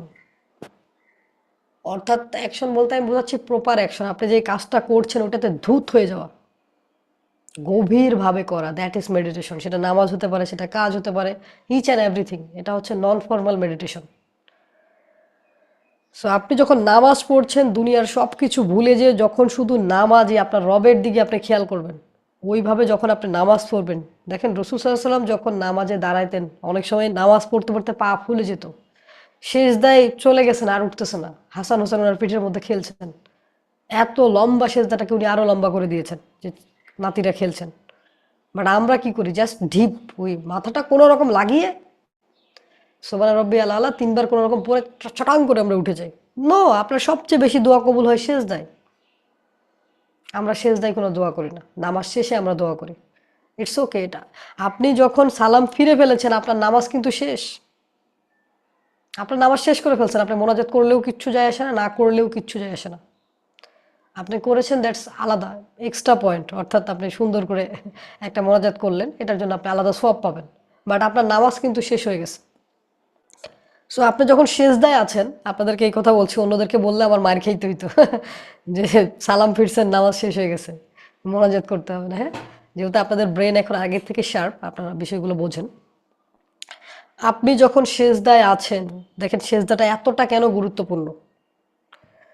যখন আপনি সেজদায় যাবেন, আমাদের ব্রেনের সামনে যে এই যে ফ্রন্টাল লব আমরা বলি, প্রি ফ্রন্টাল কর্টেক্স, সো এই যে ফ্রন্টাল লব, যেটা আমাদের সামনে ব্রেনের যে সামনের পার্ট, এটা যখন মাটিতে লাগে, তখন ব্রেনে অক্সিজেন সরবরাহ বেড়ে যায়, আপনার ব্রেন আগের থেকে অনেক বেশি অ্যাক্টিভ হয়ে যায় ওই সময়। সো যতবার আপনি সেজদা দিচ্ছেন, আপনার ব্রেনের, ওই ব্রেন তো রাবারের মতো বললাম, সেটা বাড়তে থাকে, আপনার ইলেকট্রিসিটিটা বাড়ছে, ইলাস্টিসিটিটা, সরি বারবার ইলেকট্রিসিটি গতকালকে আসলে বেজিং ইউনিভার্সিটির একটা ক্লাস করলাম, ওই ইলেকট্রিসিটির মাথার মধ্যে ঢুকে গেছে, আমাদের ব্রেনে ইলেকট্রিসিটি যেটা হয়। সো ইলাস্টিসিটি মানে রাবারত্ব, রবারটা আরও বেড়ে যায়, স্পেস আরও বড় হচ্ছে, আপনার ব্রেনের যে নিউরনগুলো আছে সেগুলো খুলে যাচ্ছে। সো একটা লেভেল থেকে আরেকটা লেভেল হয় না যে প্রথম লেভেল একটু সোজা, দ্বিতীয় লেভেল কঠিন, যে গেম যারা খেলে তারা জানে। সো আমাদের ব্রেনের এরকম বিভিন্ন লেভেল আছে। সো আপনার প্রথম লেভেলটা ব্রেনের ক্ষেত্রে আবার উল্টা। আমাদের প্রথম লেভেলটা হচ্ছে যে কঠিন, তারপরের লেভেলটা আরেকটু ইজি, তারপরে লেভেলটা আরো ইজি, তারপরে আরো ইজি হয়ে যাবে, আস্তে আস্তে আরো বড় হয়ে যাবে, অনেক ইজি হবে, সোজা হবে। আপনার এখন যদি জমি 1 শতক থাকে, আপনি প্রপারলি নামাজ পড়লে 5 শতক হবে, 10 শতক হবে, 1 বিঘা হবে, 20 বিঘা হবে, এরকম আপনার জমি বেড়ে যাবে। আপনি চাষাবাদ বেশি করতে পারবেন। সো এরকম আপনি যতবার সেজদা দিবেন, যত গভীরভাবে দিবেন, আপনার ব্রেনে এই জমিটা বেড়ে যাবে, আপনার তখন সুযোগ হবে আরো বেশি। অ্যান্ড এটা এতটা পাওয়ারফুল, কেউ নামাজ পড়ার পরে যদি কোনো কাজ করে, ওই সময় ব্রেন কিন্তু আলফা ওয়েভে থাকে। সো ওই সময় যদি আপনি কোনো কাজ করেন, অন্য সময় যেটা 2 ঘন্টা 3 ঘন্টা লাগবে, ওই সময় আধা ঘন্টা 1 ঘন্টার মধ্যে হয়ে যাবে। এতটা পাওয়ারফুল। এই জন্য কোনো কঠিন কাজ থাকলে নামাজের পরে করবেন। আর অবশ্যই আমি বলবো যে কিছু করেন না করেন, অ্যাটলিস্ট ফরজ নামাজটা বাদ দিবেন না। যারা নামাজ প্রপারলি পড়েন, আমি আমি মনে করছি যে আপনারা প্রত্যেকেই নামাজ পড়েন, যেহেতু এত সকালে উঠেছেন। আদারওয়াইজ বাকিরা সকালে উঠে না, যারা নামাজ পড়ে না। So that's another issue. So আপনি যখন সেজদা দিচ্ছেন, তখন আপনার ব্রেন শক্তিশালী হচ্ছে। আপনি তখন সেজদা দিচ্ছেন মানে কি, আপনি গ্র্যাটিটিউড হচ্ছেন। আপনার যত কথা আছে পৃথিবীর কারোর সাথে বলার দরকার নেই, আপনার রবের সাথে বলেন। সব সমস্যার সমাধান ওইখানে, ওই সেজদায়। কিন্তু যেটা আমরা মিস করে যাই, প্রপারলি নামাজটা পড়বেন। এত নফল এত কিছু পড়ার দরকার নেই। ফরজ নামাজ পড়েন, সুন্নত নামাজ পড়েন। দরকার হলে যদি আপনার সুন্নত পড়তে এখন কষ্ট হচ্ছে, আপাতত ফরজ দিয়ে শুরু করেন। যখন দেখবেন আপনার ভালো লাগছে, অটোমেটিক বাকি নামাজ আপনি পড়বেন। শুরুর দিকটা সব সময় কঠিন। দেখেন, আপনারা তো রকেটের কথা জানেন, জানেন না যে রকেট কি করে? রকেট যখন উড্ডয়ন হয়, উপরের দিকে উঠে, রকেটে যদি 2 লক্ষ গ্যালন ফুয়েল থাকে, সেটা ওই শুধুমাত্র প্রথম 5 থেকে 8 কিলোমিটারের মধ্যে অর্ধেক শেষ হয়ে যায়। এখন যদি রকেট চিন্তা করতো যে আমার তো অর্ধেক ফুয়েল শেষ, আমি তার উপর উঠতে পারবো না, সে যদি নিচে নেমে যেত, তাহলে পরের আর সে উঠতে পারতো না। সো যে কোনো জিনিস শুরুর দিকে সবচেয়ে বেশি কষ্ট, সবচেয়ে বেশি ফোর্স দিতে হয়। একবার যখন আপনি উপরে উঠে যাবেন, বাকি অটোমেটিক। বাকি ফুয়েল দেশে পুরো মহাবিশ্ব, চাঁদ ঘুরে চলে আসে। অর্থাৎ প্রথম 5-6 কিলোমিটারে আপনার অবস্থা খারাপ হয়ে যাবে। যে কোনো জিনিস শুরুর দিকে কঠিন, তারপরে এটা easy and easy and easy, super easy. So let's start. শুরু করেন আর লেগে থাকেন, বিজয় আপনি হবেনই। জাস্ট থিঙ্ক সিম্পল, সোজা চিন্তা করেন, কঠিন করার দরকার নেই, জীবনটাকে সোজা করেন। আল্লাহ বলছেন, আল্লাহ বলছেন, দেখেন রাসূল সাল্লাল্লাহু আলাইহি ওয়াসাল্লাম একটা হাদিস আছে, আল্লাহ বলছেন যে তোমরা সোজা করে দাও, কঠিন করো না। সবকিছু সোজা করে দেন, কঠিন করে না। জীবনটা অনেক সোজা, অনেক সুন্দর, অনেক শান্তির। আমরা এই ভেজাল পাকায়ে পাকায়ে, আমাদের ব্রেনের মধ্যে জটলা পাকাইতে পাকাইতে এমন অবস্থা, কোনো কিছু ভালোভাবে দেখতে পারি না। জাস্ট আমাদের মনের সঠিক সেলফ টক না থাকার কারণে, আমাদের নিজের সাথে নিজের কমিউনিকেশন ঠিক না থাকার কারণে, আমাদের রবের সাথে আমাদের কমিউনিকেশন ঠিক নেই। সো এই জিনিসটা ঠিক করেন, ইনশাল্লাহ বাকি সব ঠিক হয়ে যাবে। আপনারা অলরেডি অন দ্য ওয়ে। আপনারা যেখানে আসছেন, পৃথিবীতে কোটি কোটি মানুষ সেখানে আসতে পারে না, লার্নিং তো নেয় না। বাংলাদেশের মানুষের অবস্থা তো খুবই, কি বলবো, বাজে সিচুয়েশন। অন্যকে নিয়ে হাসাহাসি মজা করতে আমরা বেশি ভালোবাসি। সো এই জিনিসটা থেকে বেরিয়ে আসেন আর নিজের প্রতি খেয়াল করেন। আপনারা এখন 5% লোকের মধ্যে চলে আসছেন যারা লার্নিং নিচ্ছে। যে সকালে উঠছেন মানে 95% লোক থেকে আপনি এগিয়ে আছেন। জাস্ট কন্টিনিউ, কন্টিনিউ করেন লাইফ টাইমের জন্য। Your life will change drastically, tremendously. আপনার লাইফ চেঞ্জ হয়ে যাবে, আপনি বুঝতেও পারছেন না আপনি কোথায় যাবেন, আল্লাহ আপনাকে কোথায় নিয়ে যাচ্ছে। অন্যভাবে জীবনটা পরিবর্তন হয়ে যাচ্ছে। সো আসলে অসংখ্য ধন্যবাদ। কথা বলতে বলতে 7:30 বাজিয়ে ফেলেছে। সো থ্যাংক ইউ তৌহিদ ভাই। আসলে আই এম রিয়েলি সরি, কথা বলা শুরু হইলে আসলে আমাদের একটা মেন্টরদের একটা প্রবলেম আছে যে আমরা বলতেই থাকি। থ্যাংক ইউ আপু, অসংখ্য অসংখ্য ধন্যবাদ। আমাদের এই সকালের সেশনের নতুন একটা মাত্রা আপনি আমাদের উপহার দিলেন। অ্যাকচুয়ালি আমার মনের থেকে এবং আমাদের ভিতর থেকে এবং আমাদের এই মর্নিং সেশনের পক্ষ থেকে, যারা মর্নিং মাস্টারিতে অংশগ্রহণ করে প্রতিদিন থাকে, তাদের পক্ষ থেকে আপনাকে অসংখ্য অসংখ্য ধন্যবাদ আপু। এবং এই দিক নির্দেশনা অবশ্যই আমাদের মনের ভিতরে একটা দাগ থাকবে এবং এটা নিয়ে আমরা কন্টিনিউ করবো ইনশাআল্লাহ তাআলা। এবং আমি অন্যরকম একটা ফিল অনুভব করছি। কখনো যদি সুযোগ হয় আপু, আপনার জন্য অবশ্যই, আমাদের যেহেতু একই জার্নিতে, বলবো না, আমরা মর্নিং সেশনে আসি আর আপনিও মর্নিং সেশনে, হয়তো বা মর্নিং সেশনে না, আপনাদের মর্নিং ওটা হয়, কখনো যদি মনে হয় এই ছোট ভাইয়ের এই জায়গাটা আবার একটু ডু মারি, অবশ্যই সেটা আপনার জন্য অ্যাকচুয়ালি আমাদের জন্য একটা বড় পাওয়া। এবং যেমন আজকে হঠাৎ করে সারপ্রাইজড হয়েছি, হয়তো এই মুহূর্ত অন্য এক সময় হয়ে যাবে ইনশাআল্লাহ তাআলা, আল্লাহ সেই সুযোগ করে দিবেন। আর অলরেডি আমাদের সেশন শেষের দিকে, আমাদের বেশ টাইম স্পেন্ড হয়ে গেছে, আমরা 7টা পর্যন্ত কন্টিনিউ করি। এবং আপুকেও অসংখ্য ধন্যবাদ, আজকে যারা ছিলেন তাদেরকেও অসংখ্য ধন্যবাদ। আমরা আজকে একটা স্পেশাল সেশন পেলাম, এবং যারা আজকে সেশনে ছিলেন না তারা অবশ্যই একটা মিস করে ফেলেছেন। আল্লাহ, হয়তো রেকর্ডিং ভার্সনটা আছে, আমরা এটা রেকর্ডিং ভার্সনটা প্রোভাইড করবো ইনশাআল্লাহ তাআলা। ধন্যবাদ আপুকে, ধন্যবাদ সকলকে। আর আমাদের সেশন শেষ করার যে দোয়াটা প্রতিদিন কন্টিনিউ করেন আমাদের আমিন ভাই, আমিন ভাই প্লিজ দোয়াটা কন্টিনিউ করে আমরা সেশনটা শেষ করবো ইনশাআল্লাহ। আলহামদুলিল্লাহ। আমি শেষে একটা কথা বলতে চাই। আমাদের মেন্টর মিতু আপু, উনি যে সকালে যে কার্যক্রম গুলা করলেন, ওটা আমাদের আরেকদিন সুযোগ করে একটু আমাদেরকে আলোচনা করলে খুশি হব ইনশাল্লাহ, যেদিন সময় হবে। আল্লাহ তাআলা তৌফিক দান করুন। সুবহানাকাল্লাহুম্মা ওয়া বিহামদিকা আশহাদু আল্লা ইলাহা ইল্লা আনতা আস্তাগফিরুকা ওয়া আতুবু ইলাইক। আসসালামু আলাইকুম ওয়া রাহমাতুল্লাহি ওয়া বারাকাতুহু।